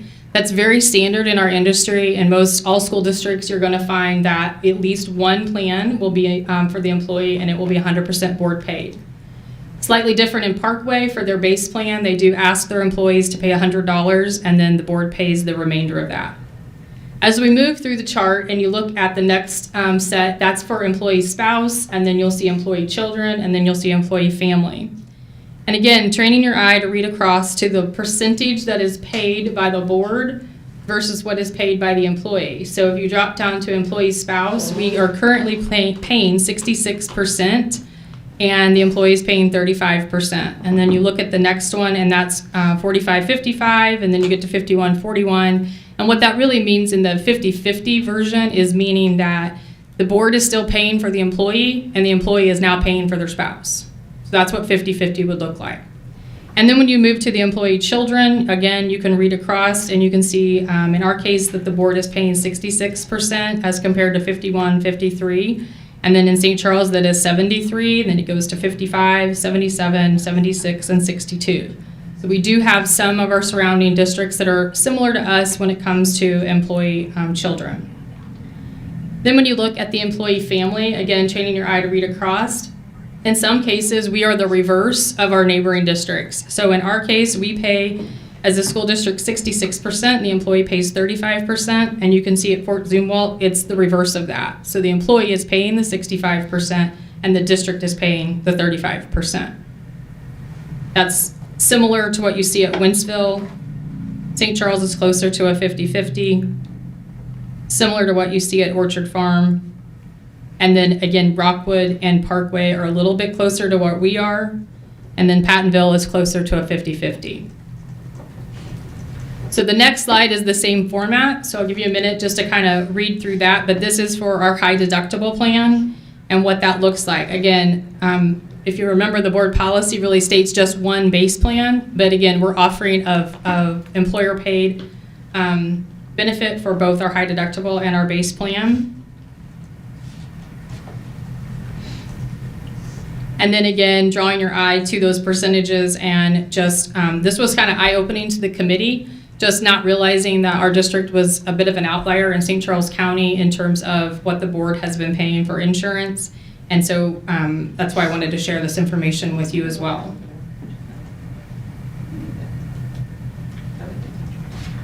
As we move into this chart, this is our current year contributions, and I just want to kind of train your eye on how to read it, because you're going to see it in a couple different ways.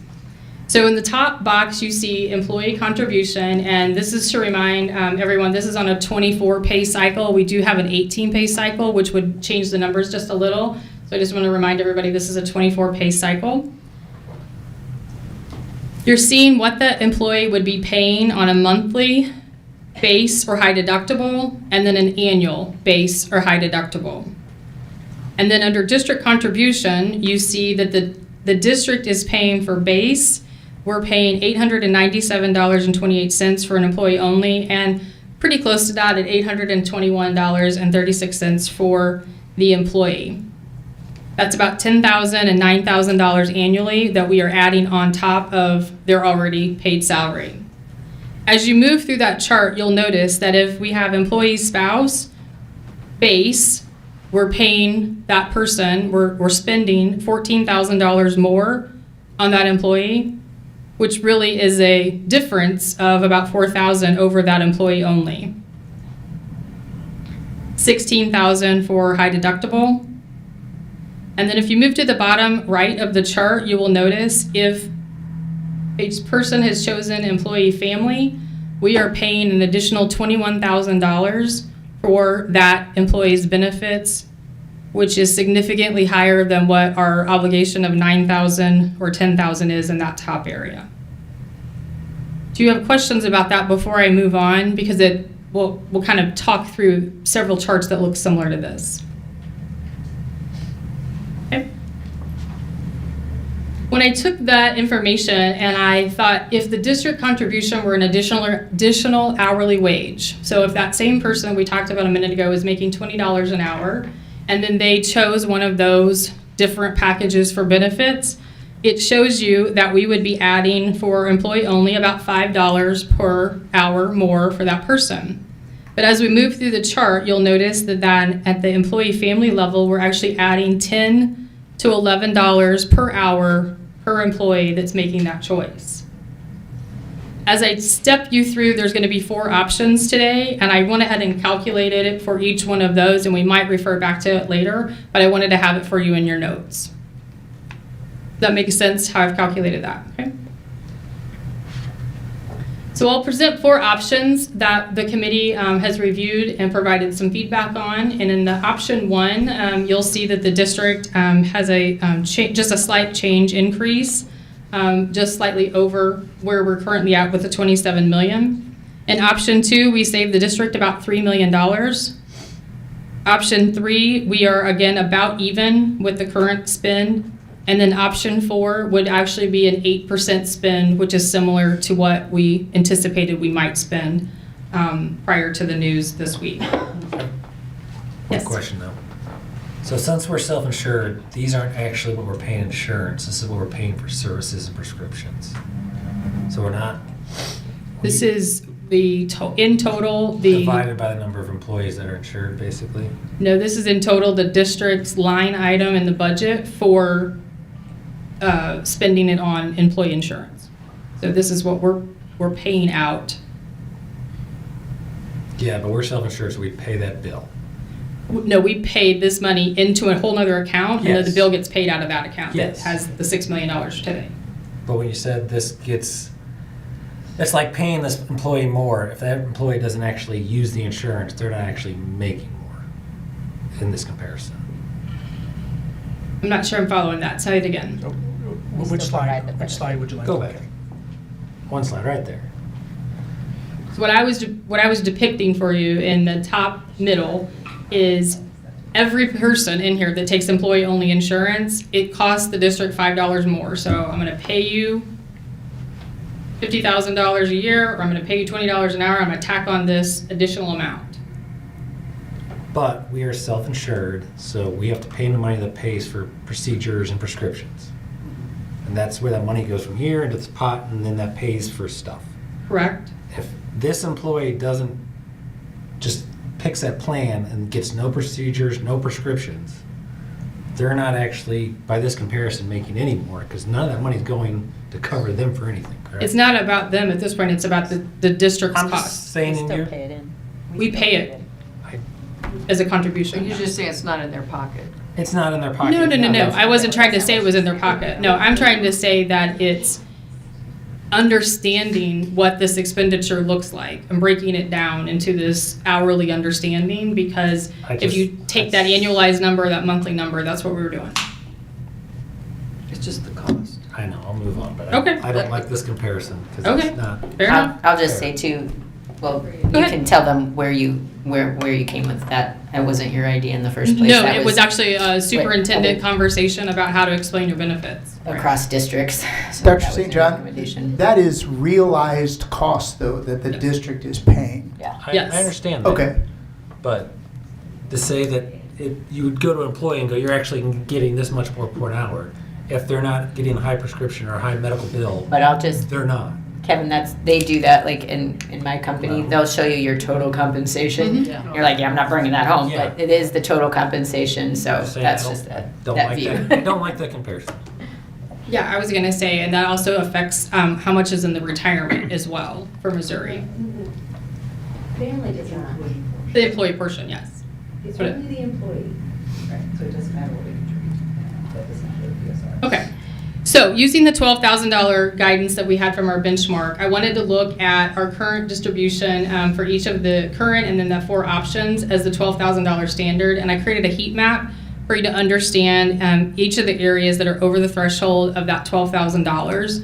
That is a standard number in our industry for paying for employee insurance. And so you can see that in the spouse area, and then you can see it most predominantly in the employee family, as that cost per is nearly double in some cases, or just over double in some cases. And that's true currently for both our base plan and our high deductible plan that we have, which is the first column, and then you can see it throughout options 1, 2, 3, and 4. The next 2 slides will go over what the employee contribution looks like. This will also be on each slide as we talk about each of the options. This is just in summary for you to be able to see. So the current column is the middle or the kind of left column there, and then you can read across for each of the options and you can see how that changes. The gray area at the top again is the board obligation that must occur in terms of covering those costs, and then employee spouse, children, and family are beyond that. Again, this is at an employee contribution on a 24 pay cycle. The next slide is the high deductible plan that has that same information.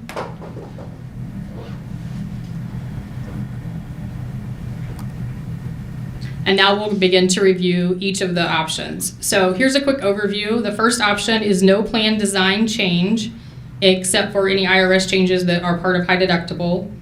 And it's really a cost share increase for our spouses only. When we reviewed our claimant data, we noticed that about 51% of our costs were from our spouses. And so it made sense for us to kind of start to align and say, if a spouse is on the plan, then the spouse would pay their full premium and not be subsidized by the district. In the second bundle, you can see the plan design has some changes. Again, we're cost sharing, but we're matching now to our St. Charles district. So we really align with what Fort Zumwalt and Wentzville look like in terms of a standard number throughout. Option 3 is a plan design change with some cost share, just again for spouses only. And then option 4 is no change to the base plan, but there are changes to the high deductible plan. And this was a request from our committee, because what we noticed when we actually dug in and looked at other districts' plans, and we noticed that our high deductible plan threshold is actually really low compared to other districts. And then other districts, you will see a cost share of co-insurance where we pay at 100% once you hit the threshold. And so this is just a modeling of what it would look like to make those changes. So we'll get into that. So you have your organizer. We're going to go through each of these options. Then you'll see the committee's feedback. So I'll go over a line with you and share the, this is option 1 on the left side. You can see the plan design has no changes because there's nothing in red. So as we go through these, you will see that there's some changes and that they are in red. And then there's a little snippet at the top that gives you, this is a renewal of 12%, no plan design change, increased premium amounts for spouses based upon historical high claims. It's a fixed cost for the district. And you can see in the bottom right-hand corner that same chart that we just talked about and what the employee contribution would look like as compared to the district contribution. On the next slide, you can see the committee's feedback. So this is sort of the charting that you have for option 1. So they felt like fairness, that this option 1 was a fair option when asked if it was a cost control, fairness, predictable, or competitive with other school districts. They chose fair. Question 2 is asking who is most impacted by this type of a plan, and it's employee spouse, as I mentioned. It is stated the spouses would need to evaluate if, for instance, how insurance is the best fit for them. Family and children do get a break in this one as it's concentrated on the spouses. Question 3, is this a sustainable option for the district for the next 3 to 5 years? The answer is no, because as I showed you, its total cost actually mirrors kind of where we are today. It's not really cost savings, it's kind of cost neutral. And then where should the district prioritize, spouse or children? And children is what comes across on this one, stating they should be prioritized over spouses who have options to go to the health insurance marketplace. Are there any trade-offs that would be willing to be expected, that the employee is willing to accept, and it's really just being able to spread those increases across the plan choices? And then I asked each of the teams to give us the top 2 pros and the top 2 cons. And the top 2 pros for this are the no plan design change. It's manageable increase for the employee children and employee family, which is what they had prioritized in their statement above. And then the question 7, what are the 2 cons, is again that employee spouse area, and that the high deductible plan actually has a bigger increase than the base plan.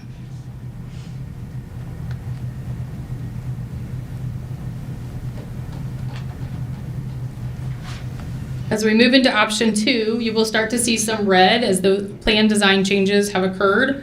So we are going from the $1,500 deductible and $3,000 to $2,000, $4,000. Again, when we talked to the committee and we said, what levers are you willing for us to move? These were some of the areas that they were willing for us to move. It can help to decrease the cost overall. And so by moving these red levers, you start to see an 8% overall change to the district, or to the premium cost rather. And then you can see in the bottom chart, you'll notice that the numbers are all the same. So this is where it really locks in the school board saying we will pay $970 for a base plan and we'll pay $888 for a high deductible plan. And that's the number we pay no matter the plan you pick. That's the one that does bring a $3 million savings, as I mentioned. So the first one's a kind of cost neutral. This one moves us into about $3 million less in overall cost. When you say cost neutral, what is the increase from the district for cost neutral? So back to well, bear with me. This is the chart what I'm talking about. So the first one is just above the $27 million spend, takes us to $28 million. The next one drops us down to 24, so that's a savings of about 4. The next one is pretty close to where we're at right now, the 27. And then the fourth option I'll show you, actually, we will spend 8% more. Regarding increase The total number that we spend for insurance. Right, so option 1, what's the increase of the percentage of what we're paying? It is And what's the percentage? So we've been using 2.9% per, yeah, it's $816,808, and that's a 2.97% increase.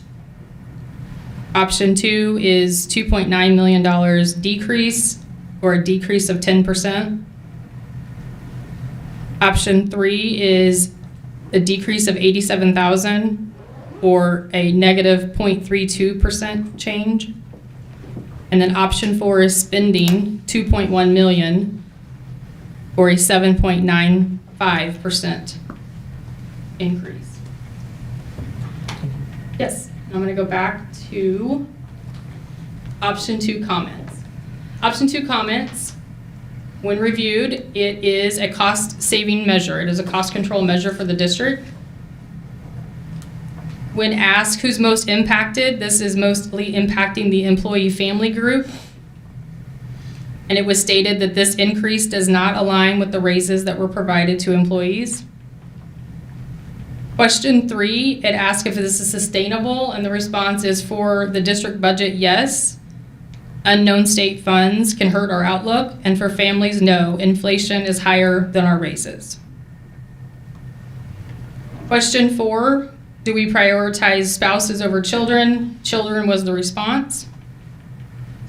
Are we willing to accept any of the trade-offs? And it would be increasing deductibles a little instead of increasing premiums, which is the lever that you pull if you need the premium to go down, you increase the deductible. And the top 2 pros for this one are that it is a fixed cost for the district and keeping the high deductible in and out of the max the same. And then on the cons, it's a huge increase for the employee family and the base plan out-of-pocket increases. Okay? Moving into option 3, you'll see again some red on the left side, meaning that we're changing from our current plan. We have increased premium amounts focused again on our spouses.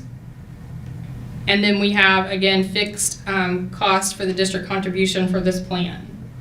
So in the bottom right-hand corner, you can see that the employee only and employee spouse are the same cost to the district because we're locking in on just that one number and not paying the additional for the spouse. But for the children and for the family plans, we are still paying up for a percentage change for each of those plans.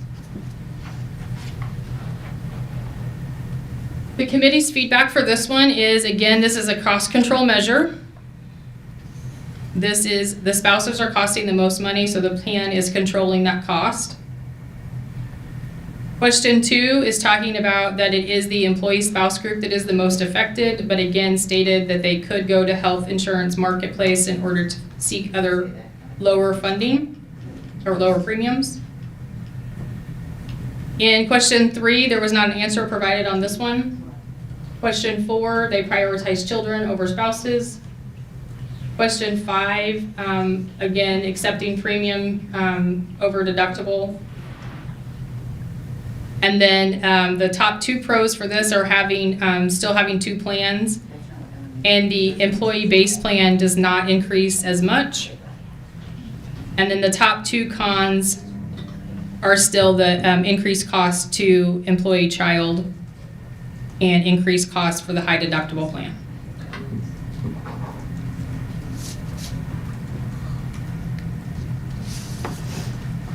We have one more to go. Real quick, is there a reason that no answer was given by the whole committee for question 3?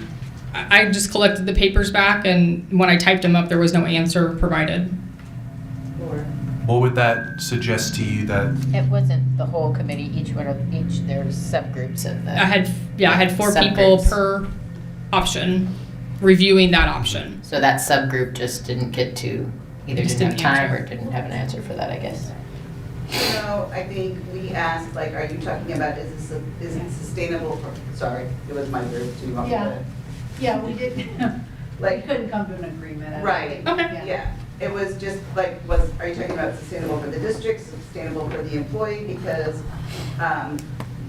it didn't seem like it was sustainable for the employee, but if you were talking about the district, it probably wasn't sustainable for them either. So, yeah, we just didn't come to a consensus on Okay. who we thought it would be sustainable for. Thank you. Thanks. Yeah. Appreciate And that. again, for those watching online, a member from the Employee Insurance Committee just said they couldn't come up with a clear answer on that. Just make sure everybody heard. Thank you. And then option 4, and again, option 4 was requested by the committee, again, prior to having the information about our state funding formula, but I wanted to present this just the same as it is one of the options that the employee group did look at. It has no change to the top portion or the base plan. You can see no red in that one. And then the bottom left for the high deductible, you see some changes that were made, again, in response to the committee seeing in other plan designs that we were really at a lower threshold and that our co-insurance was at 100% and they wanted to see it at 90-10. And so that's what you see here. And then really just seeing what that does overall. And then that spend for the district is still at that 8% range or plus $2.1 million for the overall cost.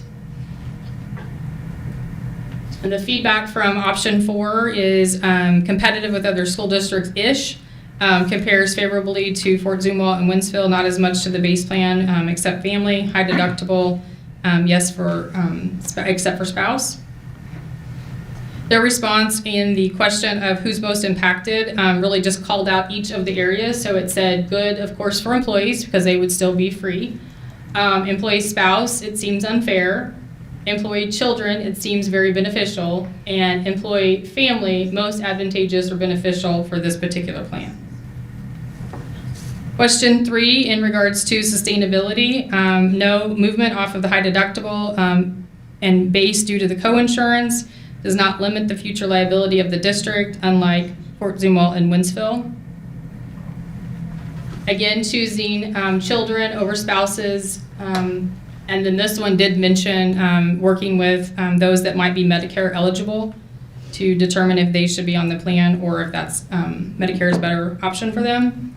And then with question 5, they really, they wanted both children and they didn't want any trade-off in that particular area. And then question 6, still coverage for children, we still do have 2 plans. And then finally the cons are the co-insurance, which was the lever that was moved on this particular plan, but just noting that definitely goes in a different direction and then incredibly expensive for the high deductible plan. And that concludes the options. So I'm going to pause at that point and see if you all have any questions. Be happy to answer. It's a lot of information. Yes.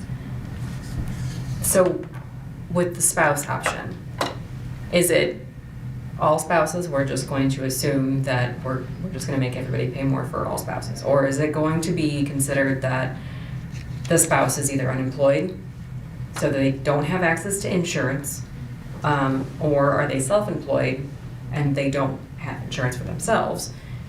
Or do they have access to insurance, and that's when maybe you would say they need to access insurance through their own company first? Have those numbers been considered? Yes, I appreciate that question. So the current plan is if you have access to insurance, you really are not supposed to be in our insurance. That's the current plan. Okay. However, because we haven't done the dependent verification, that's one piece that will be re-verified. Very normal in other, I'm sure you're used to that in your own insurance. If a person was self-insured or if a person was unemployed and didn't have that, they would have the option to go on the plan and pay that premium. That's what that's showing. So they would pay their way. The district would not be paying for a spouse. The spouse would be paying for their own insurance, is the way I'm showing it. Currently, we're subsidizing that. We're paying a portion of that for the spouse beyond what we are required to do for just the employee. Does that help? Amy, is there anything you wanted to add, since I do very much appreciate you being a part of those meetings, or feedback that you want to provide clarity to the board? No, other than, I mean, the amount of research that went into this, I said this at our last meeting too, is just phenomenal and much appreciated. It's just, there aren't great options, right? Because we're just not in a great position with all of this, so it's tough.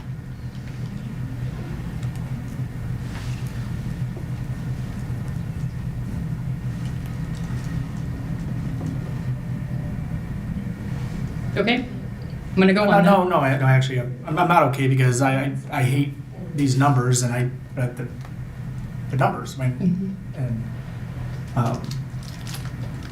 just taking a moment to have the empathy of what all this refers to and who it includes, and so just needed a moment to pause and pay attention to the people and the emails we're receiving. I understand. Am I clear that these are the only 4 options being considered? It was narrowed down from 10 options that we were presented with, but then based upon the committee's levers that they asked us to look at and parameters we needed to stay within, these were the 4 we presented. And then none of the options take into account different salary levels for employees? It does not. I mean, that doesn't affect the cost of this right now. I understand, Yeah. but it's a different, just putting a number out here is a different percentage for every level of employee impact to them. Absolutely.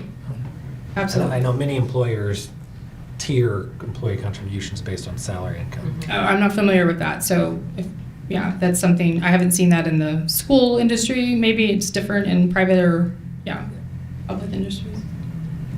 I'm just wondering, because you brought up our teacher salaries and our parent salaries, and the impact for this is very different on those 2 groups. Absolutely. Absolutely.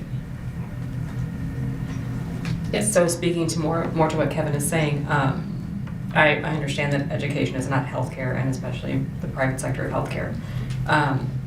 But having made what the pairs make when I first became a nurse, I qualified for a reduction in my premium through my employer based on my salary. Okay. By the time I left that employer 9 years later, I did not because I was making a higher wage. So a sliding scale A was sliding available. scale based on salary, which I would like to see something I will be like glad that. to research that. Yeah, it's Yeah. something I have not heard of. So yeah, be glad to research that. Can you say just a little bit more about what that was like? Honestly, having left a job and taken a $20,000 pay cut when I became a nurse, it was huge because I went from paying $5 for my prescriptions to $20, so that was quite the impact. You'd think that nurses get great insurance at hospitals, and we don't. I do now because I work for the Department of Veterans Affairs, and we have great insurance. But when I started out, I was making $21.75 an hour. So I qualified for a 50% contribution to my premium because I made just shy of, what, 45 grand a year. Yeah, I On will a good definitely day. look into that. Yeah. And I know that our healthcare techs, especially across the private sector, I know that they're getting ready to do a salary adjustment for them, but they make less than our pairs. So I know they qualify, especially based on who they cover. Okay. Sarah, was that for your spouse and family That was and for everything my too? family, So not yeah. just for you? So, and but- also with spousal coverage, if I wanted to cover my spouse, no matter what premium no matter what, I guess, contribution I qualified for, I had to pay an extra $100 for my spouse if I wanted to cover him, no matter what.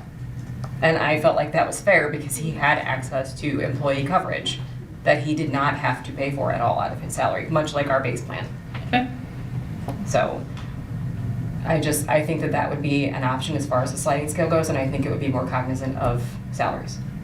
Happy to look into that. I think that's a great next step for me. Any other great ideas?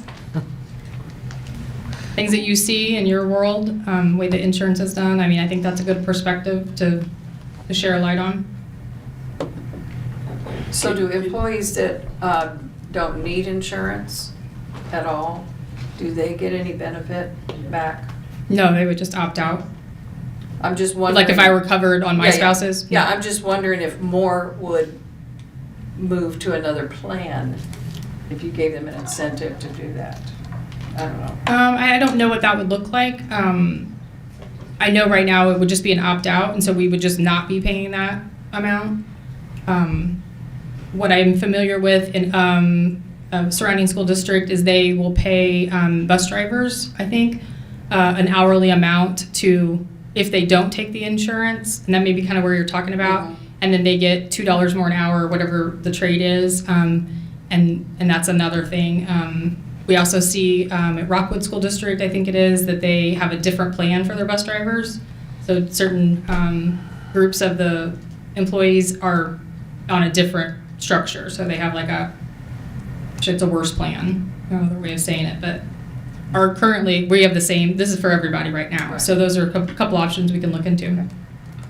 Dr. St. John, I think one thing that we would have to consult with MMA too is as the pool decreases, if the pool decreases with healthy individuals, then the cost is borne is greater. There's potentially increased cost to the plan because if you had individuals that had high medical cost leave the plan, obviously that would decrease. But if you had individuals that were a part of the plan but were not drawing out a lot of resource out of that plan and they left the plan, well then you're shrinking that pool of funds.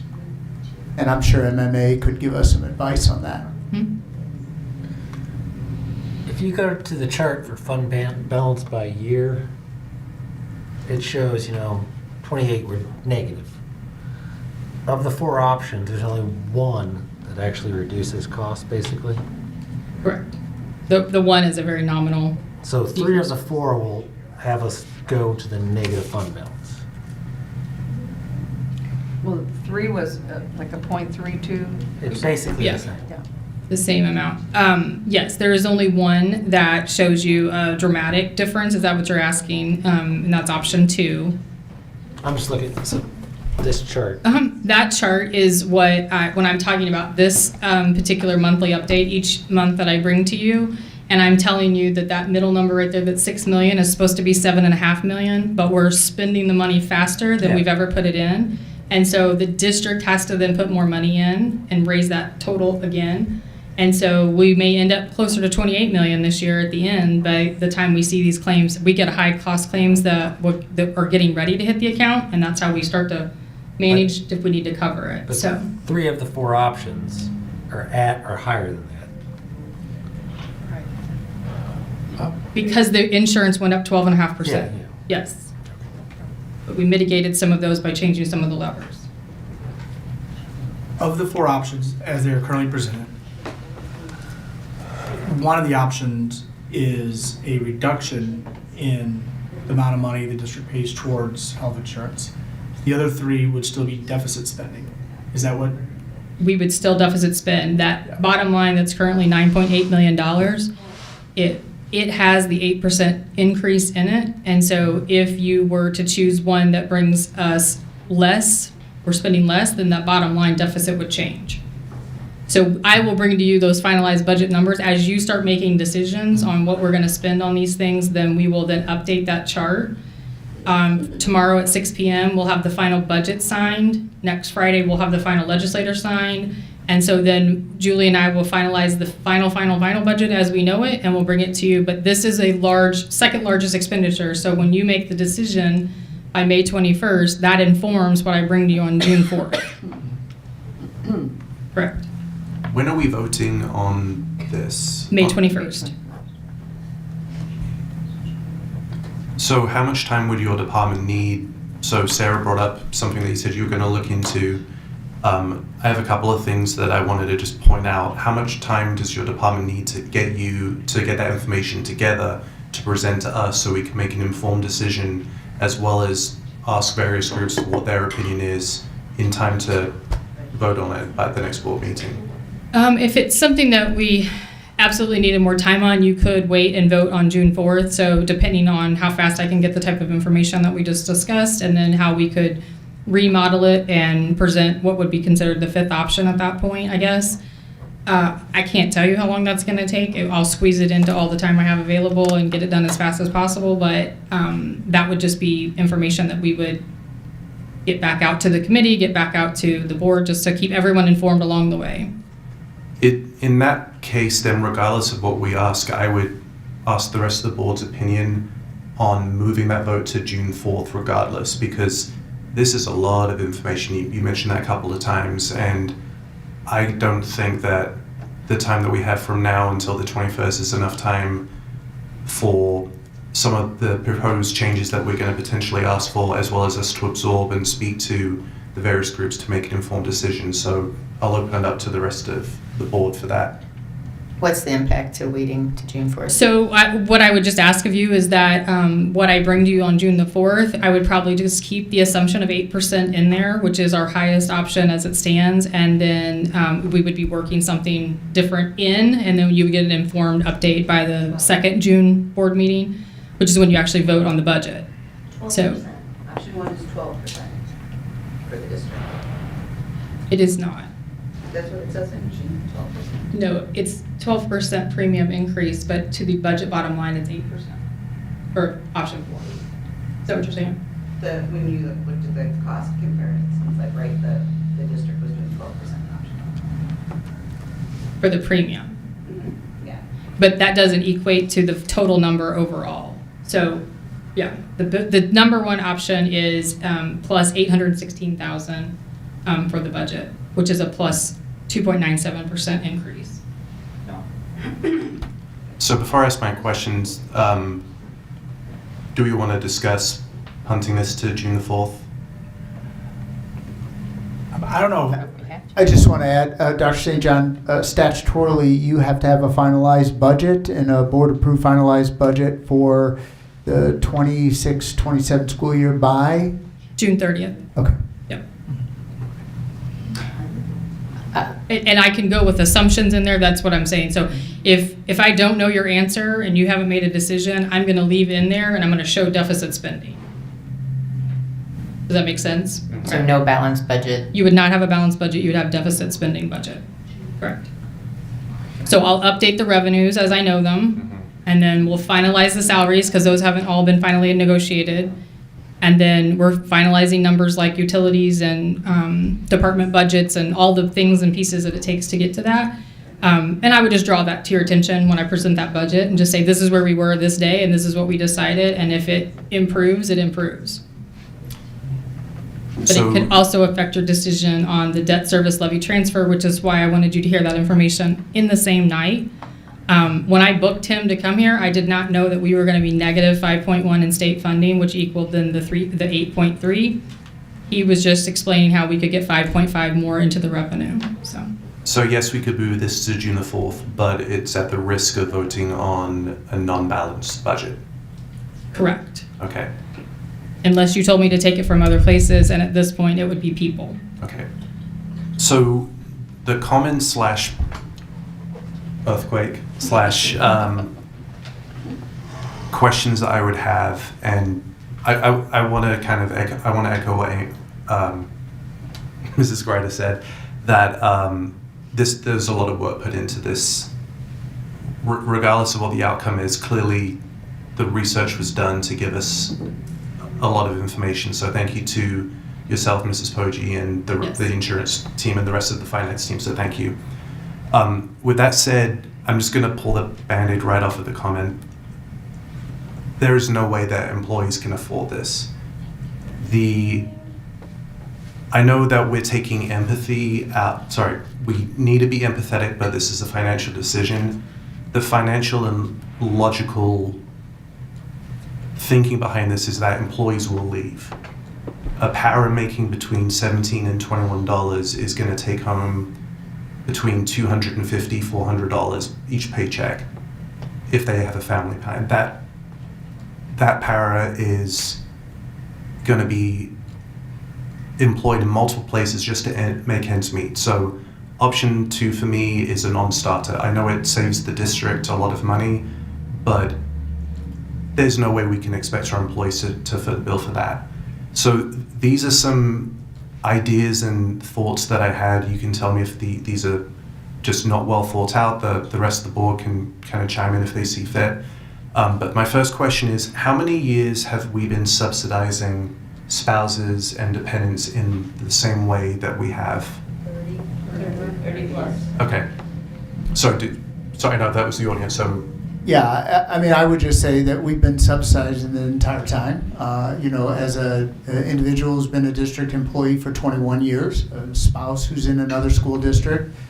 My children have been on the health insurance plan in this district for 21 years because that other school district's insurance costs more.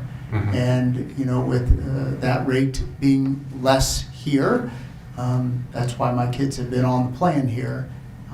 If a change were to happen, that would force me to look at my spouse's plan. Is it now cheaper there? And would I move our kids there? I think a lot of people do that on a yearly basis, and depending upon where they are. Right. That makes sense. So for those of our employees that have been here for a considerable amount of time, so 10 plus years, they've gotten used to and have budgeted for the incumbent insurance. And with any of these options, we're effectively giving them just a couple of months to look at their entire budget. And not that I'm picking on what you were saying, but just using it as an anecdote. Those individuals don't have the option of going to the bank for the note to cover payroll for themselves. So as I look at next school year, teachers' contracts have been signed with knowing what the insurance options were going to be, knowing that there may be some fluctuation, but they had a vague idea. If we went with any of these options as proposed, if any of those teachers said, whoa, this is not what I signed up for, hiring season is closed for them to look elsewhere, they would be forced to stick around and potentially spend the whole year preparing to leave the district if our insurance didn't improve the next year. Our lower paid employees, our support staff, they're going to leave over the summer. Human resources is going to be slammed even more than they typically would be over summer, trying to fill those para positions, those custodial positions, because they're not going to stick around until the insurance starts in October. They're going to start looking immediately as soon as we vote on one of these plans. So 2 questions for Yeah. that. One, where would they go? I showed you the benchmark districts, and I showed you, and I'm asking that just innocently and honestly. It's irrelevant. There's going to be options out there. There could be other perks that they might be looking into. Tuition reimbursement might be one. Daycare coverage could be another. There's other things out there besides salary and benefits that they may be looking for. So regardless of where else would they go, they're going to be looking. Their heart's not going to be 100% in this place with the students. They're going to be considering and thinking about their pocketbook and their family's expenses at home. So My question, sorry, number your second 2 question is, then why wait till June 4th? If it is time is of the essence and we currently have 5 months for this information to be very transparently shared, why wait till June 4th? Make the decision and let people understand what the response is going to be by the district. because you've presented a lot of information to us for the first time, to absorb, to ask you questions, to consider it, and to vote at the next board meeting. This information is officially available for the general mass as of about 4 o'clock today.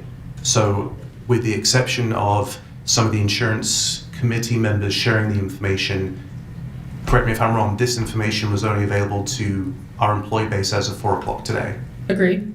So 2 weeks is not enough time to make an informed decision about my employment future, and for me to make a decision that's going to affect a couple of thousand staff. But I understand that the risk of voting on a non-balanced budget. Okay, so these are the points I would make. I agree with splitting the HSA contribution over time. I don't like it. The place that I work now does the same thing. They split it over a month. The first year was hard, but it does make sense. We do have higher turnover in some of our lower paid categories, so I understand that it does save the district money by splitting it out. So that will be an adjustment to a lot of our people, especially in that first year, but I'm okay with that concession.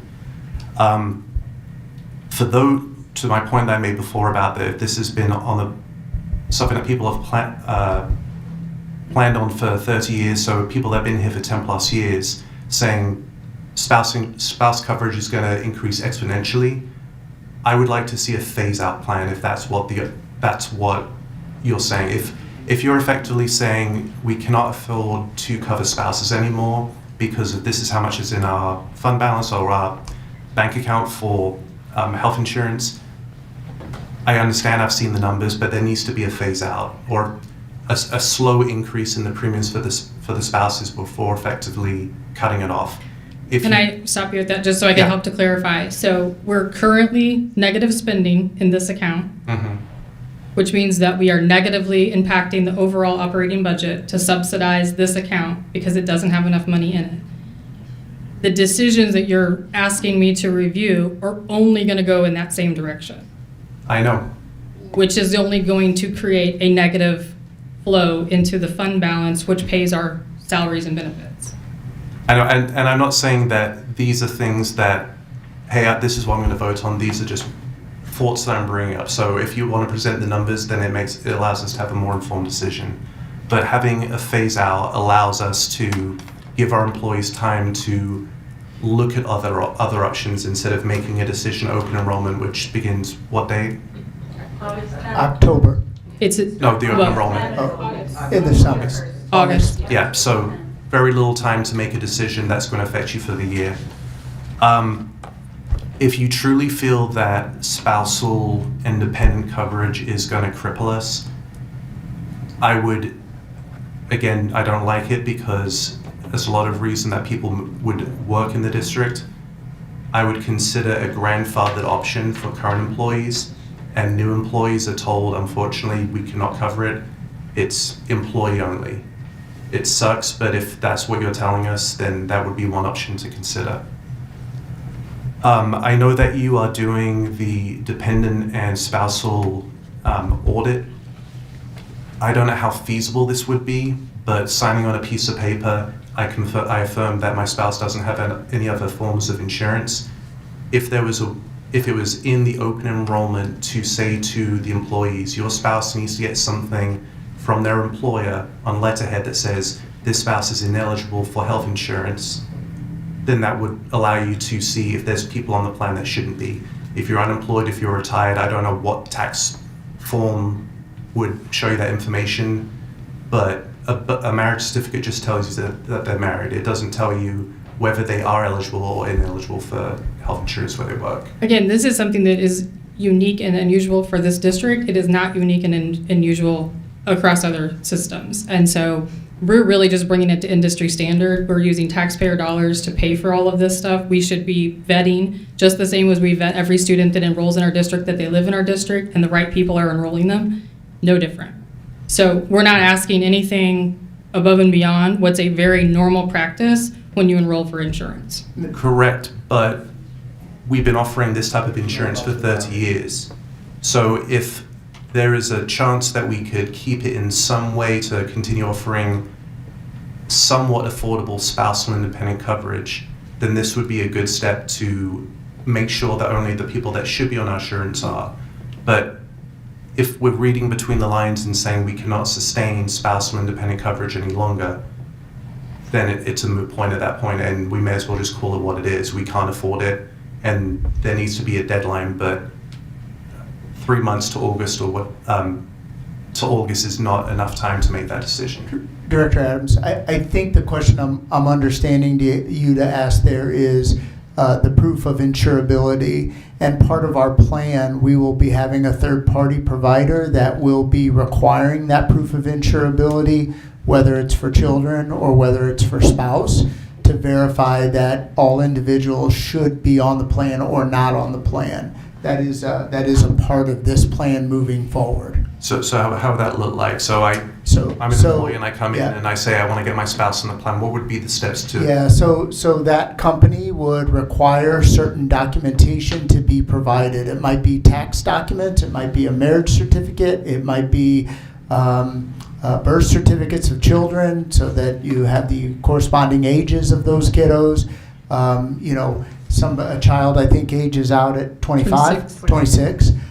So we could have kids on the plan that are 27, and we've not verified that. So we'll be having a third-party company that does this kind of work for other companies across the area that will be doing that verification, and certainly we hope to be able to potentially grab back some monies if there are individuals that are on the plan that are not supposed to be on the plan. Right, and I totally understand that, but the marriage certificate saying that, so I'm going to pick on Sarah, that I'm married to Sarah, that shows I'm definitely married, but if I'm on Sarah's insurance, I'm suggesting that I, as the spouse, provide something from my employer. They would be requiring tax documents, and if Sarah showed that she worked for another company, and was trying to get on our plan, they would be requiring some type of documentation from her employer to state that they don't offer health insurance, and that's why she would be eligible for our plan. Thank you for explaining that. I literally just had to do this with the VA. So I had to not only provide all of my marriage documentation, I also had to provide my 1040 from when I filed my taxes. Mm-hmm. And it shows where he's employed. And we have the 1095C that shows that he's been provided coverage all year long. Perfect, that answers my question. So I think those are all the points that I wanted to bring up, but the things that I mentioned that I'm asking to look into, I understand the consequences of some of those, but I would at least like the option of looking at what that would be, please. Okay. I just want to add, Jason, I know in other districts, teachers don't even sign up for the health insurance until September, October. So they've signed their contract and they don't find out their contributions till well after that. So that's not a decision making in other districts by comparison. Say that one more time. All districts have this situation. So plan years are October, sometimes they're January, but all contracts get signed in the spring. And so you never know your insurance until you get to the fall. Oh, sure. But the point I was trying to make is that, again, 30 years worth of information that this is the type of insurance, even though 2% here, 3% here could go up, it would be very unlikely for that person to expect an 8 to 12% increase with the previous precedent, especially if they've been keeping an eye on our school district, wanting to work here. So I know that from signing the contract to signing up for the insurance, there's a delay. Don't know what it's exactly going to be, but what is being proposed is significantly higher than what they may have expected from previous years. If we continue down deficit spending, we'll have to cut something else in the district. People is the next largest expenditure. I mean, is the largest expenditure. Insurance is the second largest expenditure. So you can't get to millions of dollars in savings without messing with one of those. Like, you have to change something in those two big levers. You're not going to get it from the smaller accounts, supplies and purchase services. Now, those things probably need to be trimmed as well, considering the new information that we have. But if you're charging me with a balanced budget approach, then I would have to come back to you and say, well, you have to change this number in order to get that to be zero. That, I think, is a key point too. So like when we talk about the salaries and the raises and the insurance, like it's the cost of the employee, period, the total cost of employment that comes out of that operating budget. And that is 83% of our total revenue. So as we're talking about millions and millions of dollars also coming out of our budget from the state and from county, that pool is going down. And then that's where I think it gets to people. This is where this is just really excruciating, right? And so, fine, if we do this and we do a budget, we operate in a deficit, okay, and we try to go after the tax levy, which is our only option really to bring more funds in. Correct. That can then go to teacher salaries and benefits. But it would only just make up time, remember, because that money was supposed to be there. So if you did the debt service transfer, you would really only be covering the deficit that the state has told us, not the additional part that we thought would be growth. Right. So, I mean, this is where it gets, it makes your head hurt. And it is just a really depressing picture right now. It's just like, need to not cuss, but like crap on top of crap. We're just eating crap sandwiches everywhere you look, and it's just really, really hard. And it's literally, I correct me if I'm wrong, but my understanding, again, 83% of our budget is staff benefits and salary. Yes. So we could cut all of our sports programs. We could cut all of our fine arts. We could cut, whatever else we have to cut. And we're still like, and if you cut all those, by the way, you're cutting all those teachers and staff, also. So like either way, something's got to give. Oh, wait, no, sorry, I know that you were responding to Kevin, but no one is sitting up here, and this isn't anything to you, it's more directed towards Dr. St. John. No one is accusing anyone of coming up with 4 crappy deals for the fun of it. We know that you've come up with these as a result of the spending. But there has to be some other option where maybe it's not 8%, maybe it's 4%, and we get a $1 million savings instead of $2 million. I appreciate that thinking, but remember, if I change any lever, it changes the other one. So the only way you would get to a 4% change when they've come back and said, hey, people group, because of your claim history, we're going to raise you 12.5%. Mm-hmm. The only way you get that back to 4 is you raise the deductibles and you raise the co-insurance and you raise that. And everybody doesn't like that, right? The only way you get at that is then you don't cover all the things and all the people. So all the same people covered the exact same way that they are to go to a 4% would simply mean we would raise the deductibles. We would raise the co-insurance. Nobody wants that. So then you say, well, what else can we do? That was kind of one of the options. What else can we do? Well, we can not subsidize all the people that we don't have to pay for by board policy. So then I give you an option that looks like that. Then I give you an option that really speaks to wanting to stay kind of the same. And that's that one that's like the $87,000 savings. And then I bring you one that if none of the state story would have happened, that fourth option would have been in the range of 8%, and everybody would have stayed the same as they are. It's just that we would have only changed that high deductible plan. And it would have spent 8%. So 3 weeks ago, that was a normal answer. Today, it's not a normal answer because we have new information. No, I totally get it. And you bring up a good point about the higher deductible. And while no one wants a higher deductible, a higher deductible with a lower premium, you know what your take-home pay is going to be. With the higher deductible, there are options at the hospital and the doctor level where you can say, hey, this big bill I just got, I need a monthly plan. It's not ideal, but you can forecast and you can budget out for that. So that's a lever that I think is more manageable for an employee, knowing that, okay, let's hope for a good year. I'm going to have a lower premium, and I hope to God that my kid doesn't break their ankle again. But if they do, then I know that the hospital has payment plans that could assist me. Or I could look at things like AFLAC or whatever the service is called, where you get claim, what am I trying to say? You're a nurse. Short-term disability, Is that what it is? it's currently paid for already by the district. Supplemental insurance. No, you Oh. talk about like Aflac where you get money. Separate. Yeah. When I say this is everything that was incurred, and there's, oh, if you broke your ankle, we're going to give you $500. If you have a walking boot, you're going to have $50. That would be something that could offset a little bit of that cost. It's like accident and wellness insurance. It's because I had it through Cigna when I was with Mercy. So like for every well visit, I got $125 for each one of my family members that was on there. For an accident, it was $500 if we provided all the paperwork.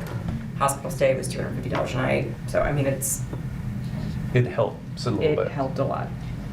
So when? Oh, go ahead. I want to say to you and all the people, I know it's a lot of work put over the years, so thank you. Sorry we're angry. This is very tough decision. I know it's very tough. Yeah, and we're not angry at you. I know. Clarify, are you asking them for the next month to go back and redo these numbers? Or what are you specifically asking St. John to do?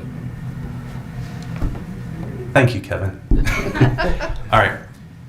Could we look at an option, or point us to the option that is closer to that higher deductible with a lower premium? I know I mentioned the phase out. If you're saying, Jason, that just isn't a reality, then I guess forget about it if that's not going to help us. Isn't that option number 3? The phase out? No, the higher deductible. I don't have it in front of me. Director Adams, when you say phase out, are you saying for any newly hired employee, we would go to your plan is different, and everyone that's currently employed, your plan stays the same? I'm sure we could, if that's the case, I'm sure we could run the numbers, but I don't know that it would change the construct of the current numbers, right? So somebody would have to leave and somebody else would have to come on. You would be making a one-for-one change every time somebody left, right? Right. And I know that there's no way to predict when someone's going to leave the organization, but if we have someone that is planning on retiring, again, give them a couple of months and they're on the spouse plan. If there was a phase-out plan that, all right, this year you're going to pay 2% more, next year it's going to be 3%, 4%, in order for them to get ready for that and look at the marketplace and look at other options. But again, if you're saying that that's just not a feasible option, then... So again, if it's a 12.5% premium increase and you're saying we're going to pass on 2%, which is what's been going on, I just showed you that 2.9%, the district has to pay the other part. That's what it means. So the district, the number goes up. It's not going to be 27 million. It's going to be 28, 29, 30 million. That's what's going to happen because the number has to still be paid. The premium is the premium for this people group. No, and I understand that the cost is going to go up. I do.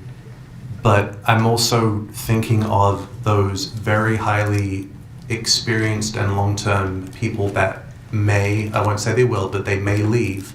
And then we have less experienced people come on board. And yes, we save money, but at what expense is that for the people that know how to do the job, the education? How many mentor teachers are going to leave? How many people close to retirement are just going to say, I'm done? and then they are filled with new teachers fresh out of school. And what does that look like for education? So yes, I know that our deficit will go up, but it's weighing what's left in the schools. Can I ask a question? With this, like the stuff that was presented tonight with the combined? Yeah, yes, if you're on part of the insurance committee, yes.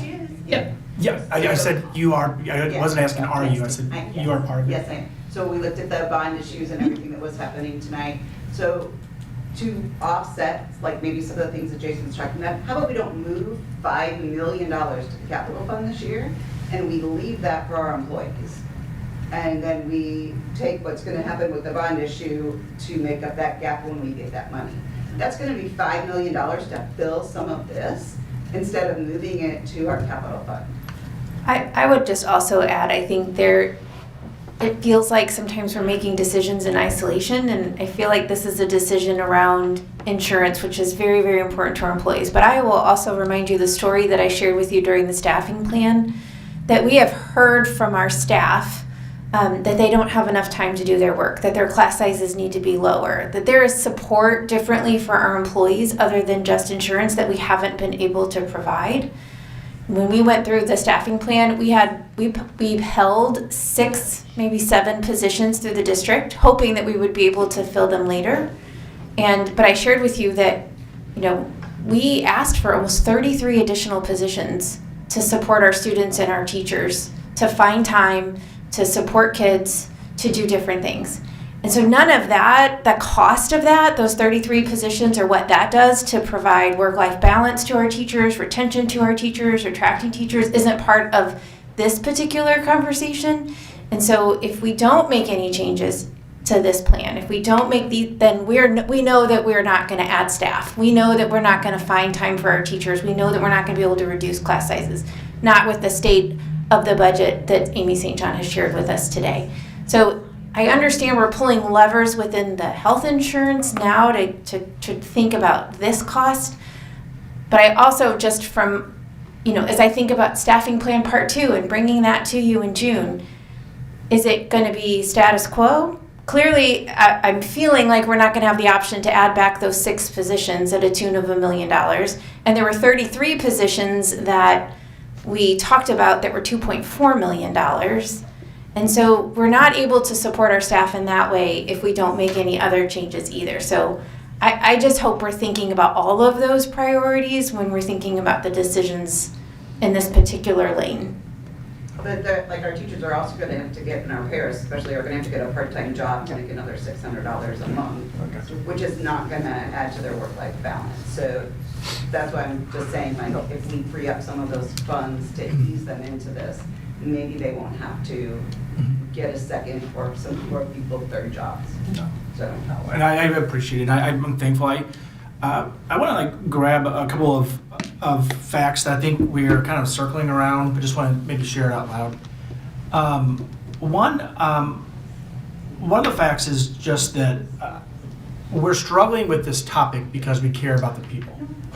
And if we didn't care about people, we just make factual number decisions and all that stuff. And when I see that over the last 3 years or 4 years, wherever that number was, that staff have increased their giving towards insurance by 2.9%, and the district has increased its giving towards employee insurance by 67%. I think that those are numbers that convey value. And when I hear that, I hear that admin has carried and shouldered a big portion of the increases to premium over the last few years. And that doesn't happen accidental. That doesn't happen because admin doesn't care about the teachers and students, teachers, students, staff, etc. I also want to name that we have multiple unions within Francis Howell who are really good at fighting for the people, and that's a good thing.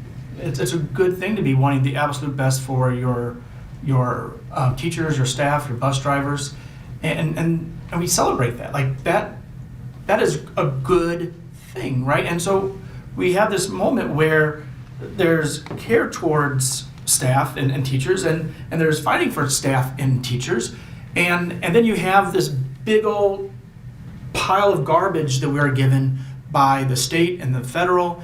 And the hard part is, I almost sometimes want us to all like turn our shoulders and turn our bodies, point towards Jefferson City and say, stop doing this to us. And the reason why we have at least $4 million to spend than we would have is because 59% of the public came out and said, stop doing this to our teachers and our staff. Correct. And so we can't make these decisions without heart because people matter, and if they stop mattering, then what are we all here for, right? At the same time, we have numbers that are like real numbers. I don't like them at all. There's a chance, so the $8 million lost because the state's not funding the formula. There's a chance that they might take money out of the capital improvement, and maybe that $8 million to only $6 million or $7 million. Maybe there's Could improve a little. Yep. Good. It might be, We'll know. and I cross fingers and whatever that looks like. But we also know that there's $5 to $6 million of extra cuts of defunding that's still potential in the next week. So the numbers that we have right now, 7 days from now, we might lose another $6 million. Correct. And so we're all here in this room more in common than we are different. I just want to share that we have more in common than we are different when it comes to what it looks like. And I don't know the right solution. I think we still go forward with, if nothing else changes, then May 21st we could be in line for a vote, and yet having the cushion to say, you found out some information about the tiered idea that Sarah mentioned, or there's information we just found out about HSA, if you do this versus that. I think having the buffer to have that conversation the first meeting in June is nice to have, right, if there's new information. One of the pieces that I get confused about, I think at some point the board needs to be able to say, here's the amount of money that we are willing to give in light of all the other factors.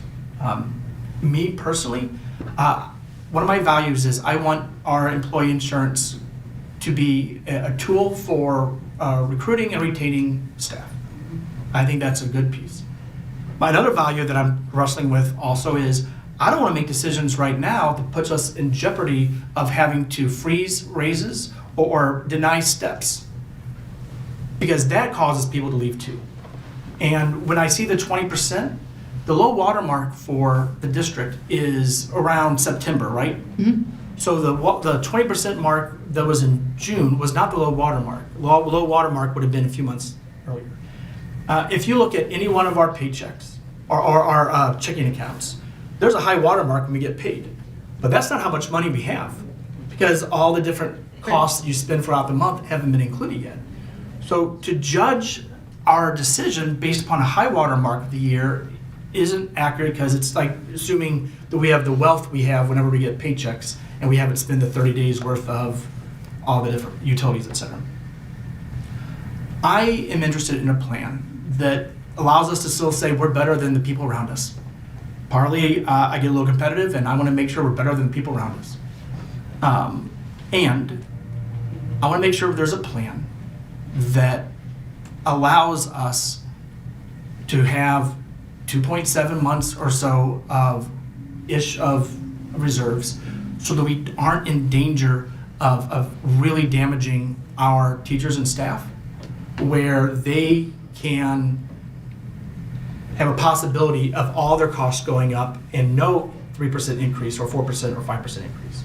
I want to prevent that from happening. And so that would be my direction is there a way that can happen? Is there a way that we hold some leverage over the other districts in terms of what we're able to offer and reduce the amount of, whatever it is, reduce the amount that we need to reduce that also allows us to break even if certain things fall into place. I don't know how that works, but like those are the values that I'm wrestling with while we're sitting here. I have one other question too. So in the scenario that we operate out of budget and a deficit, how does that affect our ability to do a bond or tax levy? Does it? No. Okay. So our valuation and our interest rates and everything else that we were talking about, because we're in such good standing, you don't think that would be affected? I mean, not to my knowledge. Of course, we're in a very different world, right? So my previous history, that's never been a factor in terms of what they look at, but we don't know what they're going to look at moving forward. So I know I'm kind of answering I don't know. But prior, when you go for those moments, you have already a bond rating as a school district, and that's what's being reviewed. So it doesn't come into play, but it's based upon your levy. Because remember how we talked about that? Because that's a set number that has to go and pay your bills back. But it has to pay your bonds, not your people. Remember, and part of that. So if we, regardless of what we decide with this plan, and we still have to obviously watch, claims are what has killed this district in particular versus some of our other districts the last couple of years. Very high claims costs. We yes. sat, I know as the committee, and again, as you talked about, tore this thing apart. We looked at, these guys provided every other district's plans, which we can have probably, if you guys want to look at that, I'm sure that's available, and picked them apart and, did all that stuff. We also looked at claims and where those were coming from and what all the categories are. Every detail for every month, right, that we've put this together. And so I feel like there's a lot of education that was done, and it doesn't ultimately matter because at the end of the day, it's going to cost more, And so I'm conflicted in a number of ways, but I'm also frustrated because I feel like this was a large committee, a committed committee that did a lot of work, that you guys did a lot of work to put everything together to make sure that we had a very educated decision as a committee to come out with what was presented today, which I know is just an insane amount to expect everybody up here to absorb. But this was the output of, 9 months of the committee pouring through every detail of competitive plans to make sure that we were looking at, I don't know, it's not a matter of go somewhere else, but will we be competitive? Is it Zumwalt is paying better and they're doing that? That's in every conversation that we have, right? So the fact of the matter is that we're bleeding a lot of money. And at some point, when 83% of your funding is all in this same bucket, it's hard to start to figure out, where do you want to take it from? So to your point, if I may, we saw all of the information from the comment cards for all of the different options, but we didn't hear a recommendation from the committee. So is there a recommendation for the committee about what is the best or the more preferred option? It's not a voting committee. A tier 1 committee for the board is not a voting committee. They provided feedback, and I provide all the feedback to you. And then. So is there an informal recommendation from the committee? They didn't vote on it, but for the people in the room, if you had to pick one, which one would you say is the best option for us to consider or to put more stock in?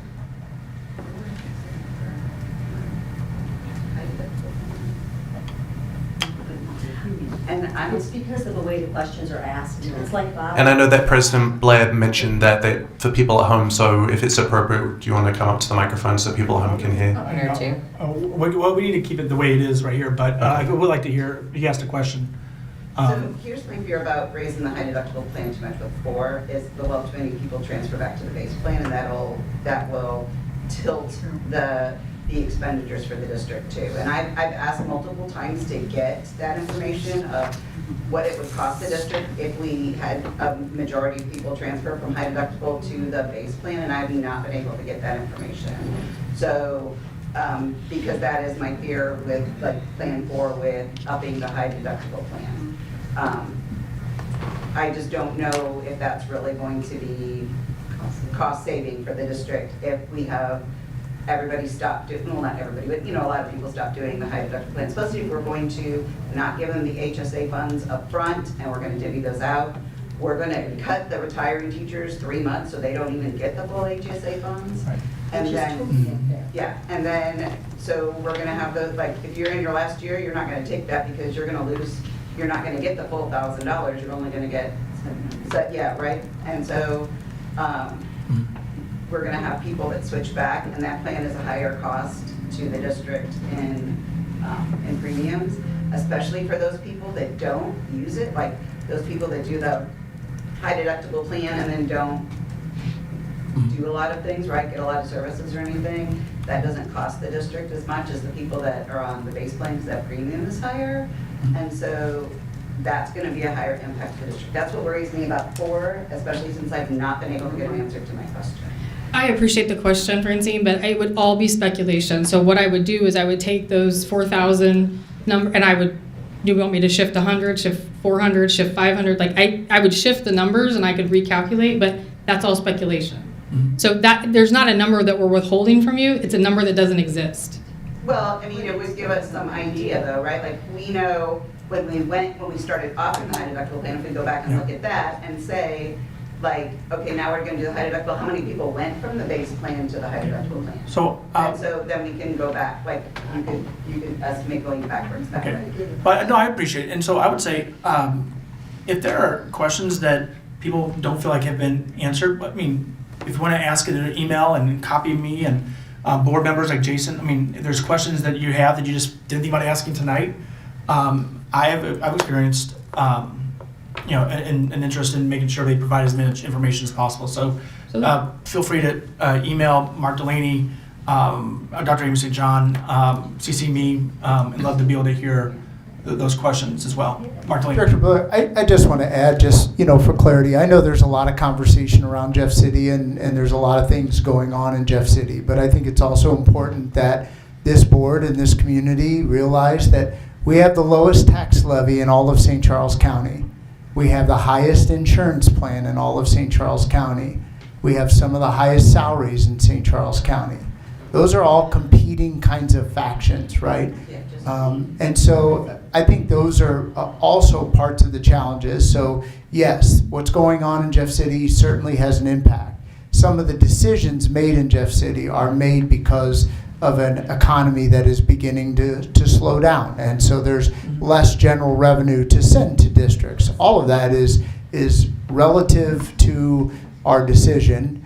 And when we talk about what options are out there, like I know our CFO would never say, like, yes, just eat the entire cost, because it puts us at a significant negative deficit to spend. And ultimately, that's the hardest decision. Although insurance is one driver, the big driver is how much are we willing to deficit spend, if anything.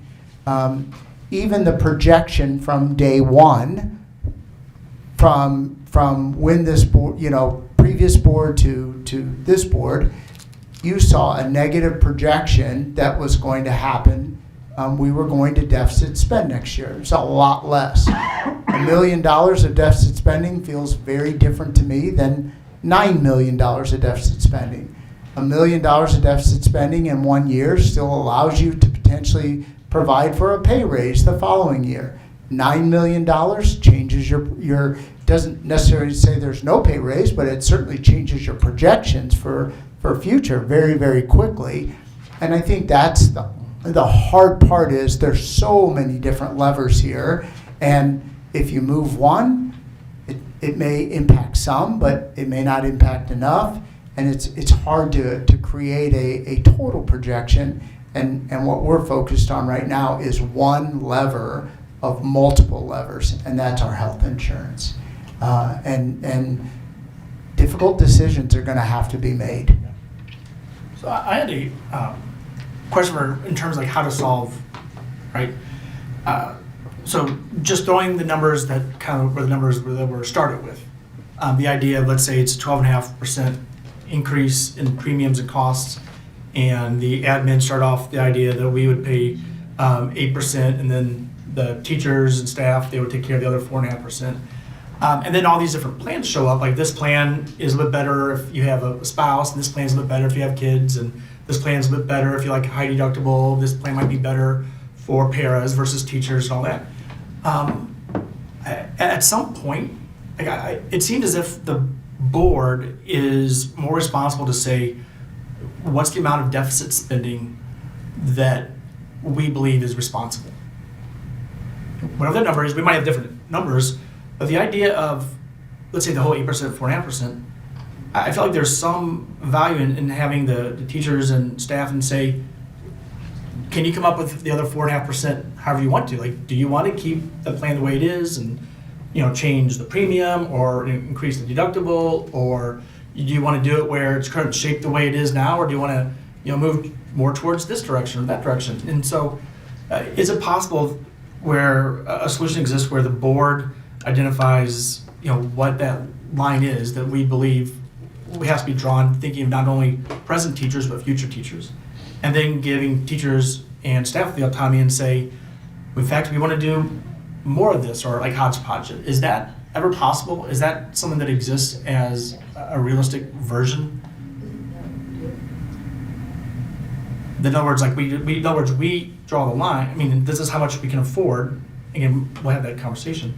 But they decide, well, we really want to make sure we keep the way we're paying for the whole family just the way it is, and we want to ask all of our team, which we are a team, staff, to increase premiums, or maybe do more of this. Is it possible to have that kind of autonomy where we draw the line and they create? I believe that's what has been presented. So, Amy, you can chime in, you've been there. So, when we have what we have, and I tell you the base plan didn't change, everything's the same, but the premium went up, think of your own home or car insurance. Like, you get the bill and it goes up, you call State Farm and you say, well, then drop me back to liability only because I don't want to have that much insurance. You can't then say, can you pay the other part? I'm going to pay this much. So the premium comes out and they say it's going to go up 12.5%. So your only option at that point is you can equally pass it on or you can proportionally pass it on, which is what the options are showing you. I moved this lever and it caused this. I moved this lever and it caused that. So exactly how you just described it are how we created the 4 options that you see.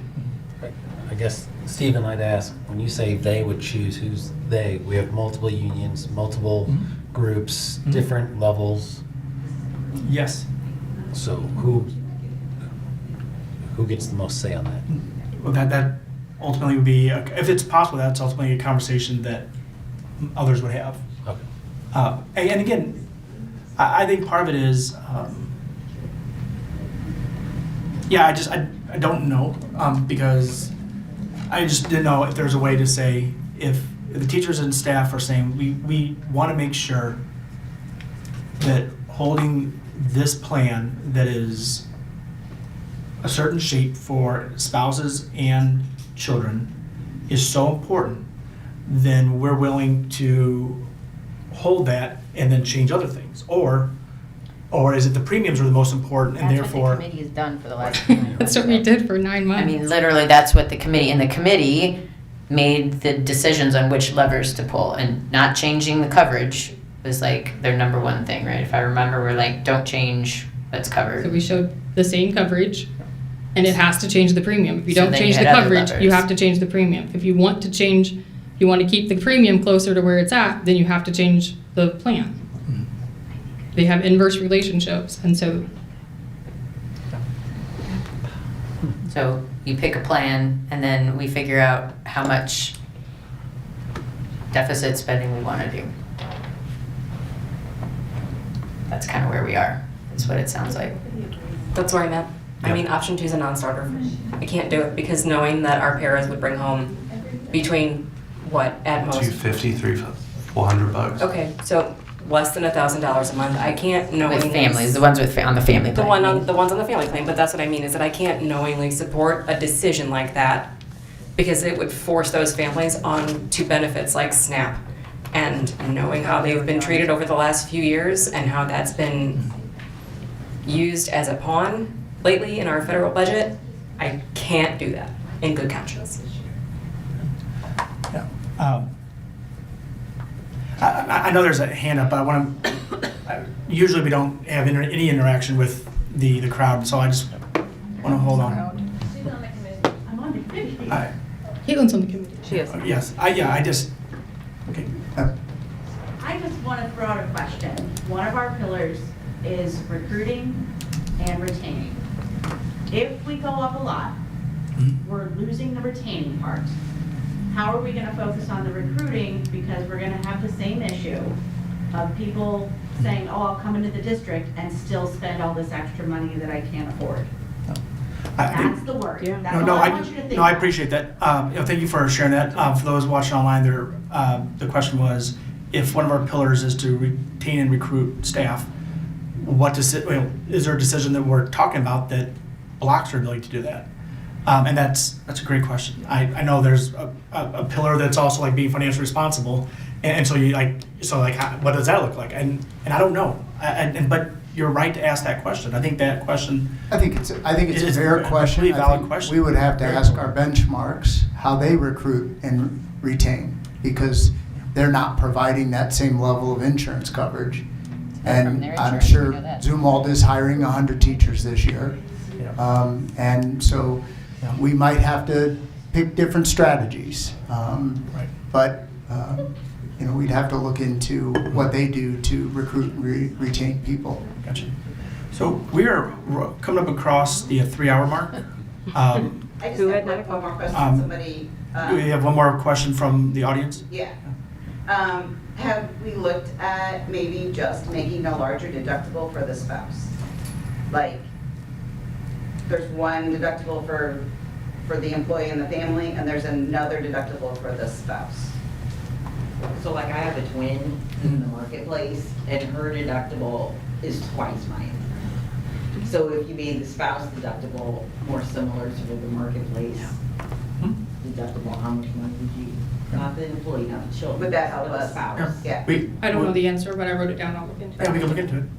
Yeah, in those other, like, what about this? If you want to send those emails, like, the truth, Start over. facts are our friends. Not start over, but Let's start like, over. but That was option one, kind of. that was okay. Dr. St. John, what is your deadline for receiving said emails for you to consider? It depends on when you're going to go for the vote, I guess. I mean, I have It to. sounds like it's going to be the next meeting. I mean, I guess we just need to be careful. Amy and the committee have spent 9 months. Yeah, I want to be Doing cognizant. this. I want to be cognizant of that effort. I don't know. We're not- President Blair's just asking for questions. Yeah.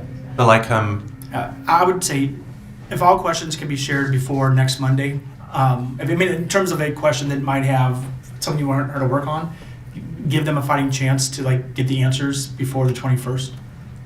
So if you want to share questions about this or that, any other questions, and only because were you on the committee as well?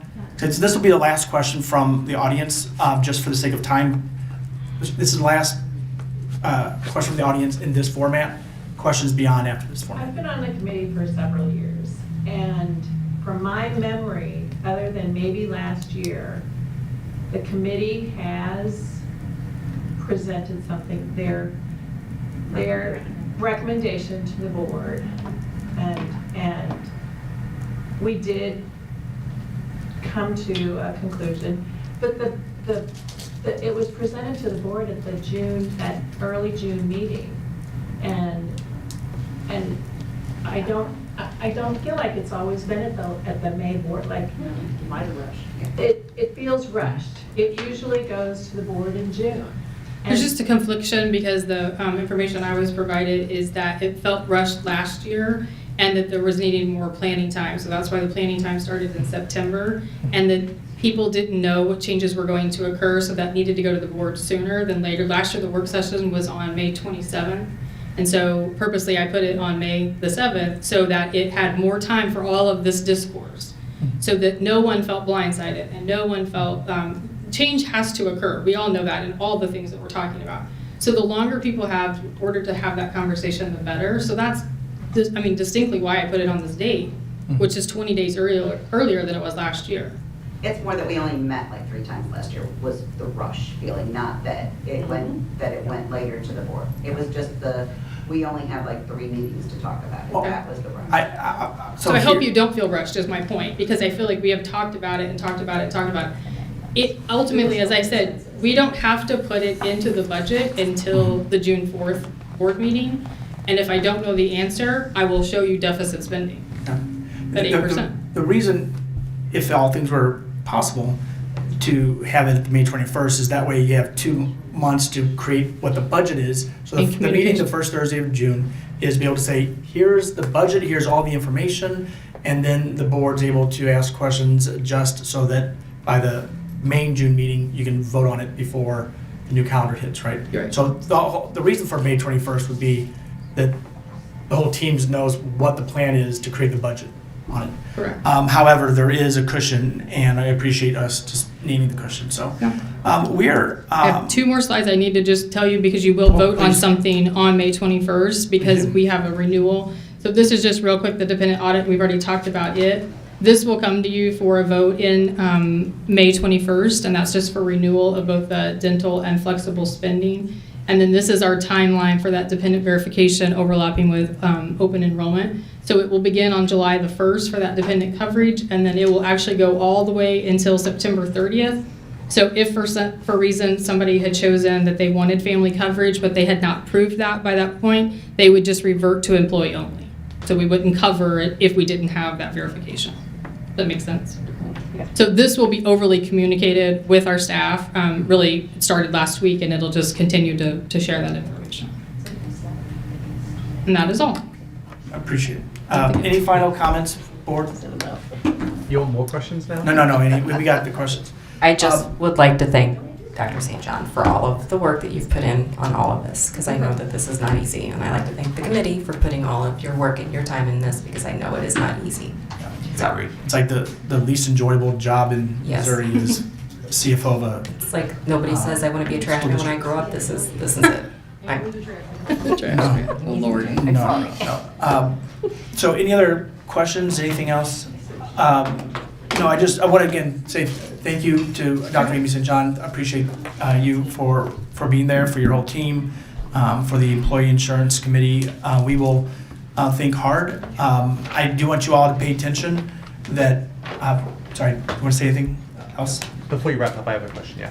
Do you want to ask the question first, because I'm going to adjourn? Okay. Yeah. Would you mind just recapping so I can quickly write down your takeaways so I know what you're going to be looking at, if that's okay? I know that we threw a lot at you, so I just want to. We do. It's nice. Okay.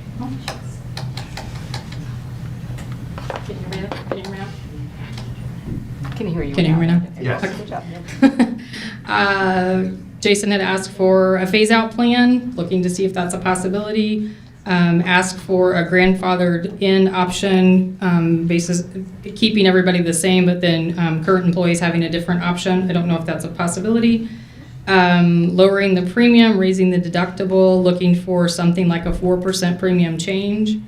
And then Sarah's sliding scale option and the $100 for spouse, if that's something that we can look at. And then can we pay people to not take the insurance like we've seen and we've heard of a couple of other instances. From the committee in the back, keeping the capital spend instead of transferring that $5 million, what does that do to it? And then looking at Francine's question was showing the movement from high deductible to base. Does that save the district money? And can we have a larger deductible for the spouse? Is that an option? And all questions are due by May 11th. I don't think we need the committee. Thank you very much. All right. And so the last thing I just want to share is the next few days, Jefferson City, et cetera, stuff's happening. We're going to pay attention to it. There might be some point of action, call to actions you'll hear from us just to make sure that we put ourselves at Francis Howell in the best possible scenario to provide for our students, teachers, and staff. Again, so I appreciate the time, appreciate everybody's input. Again, thank you for the team. And with that, our work session is adjourned.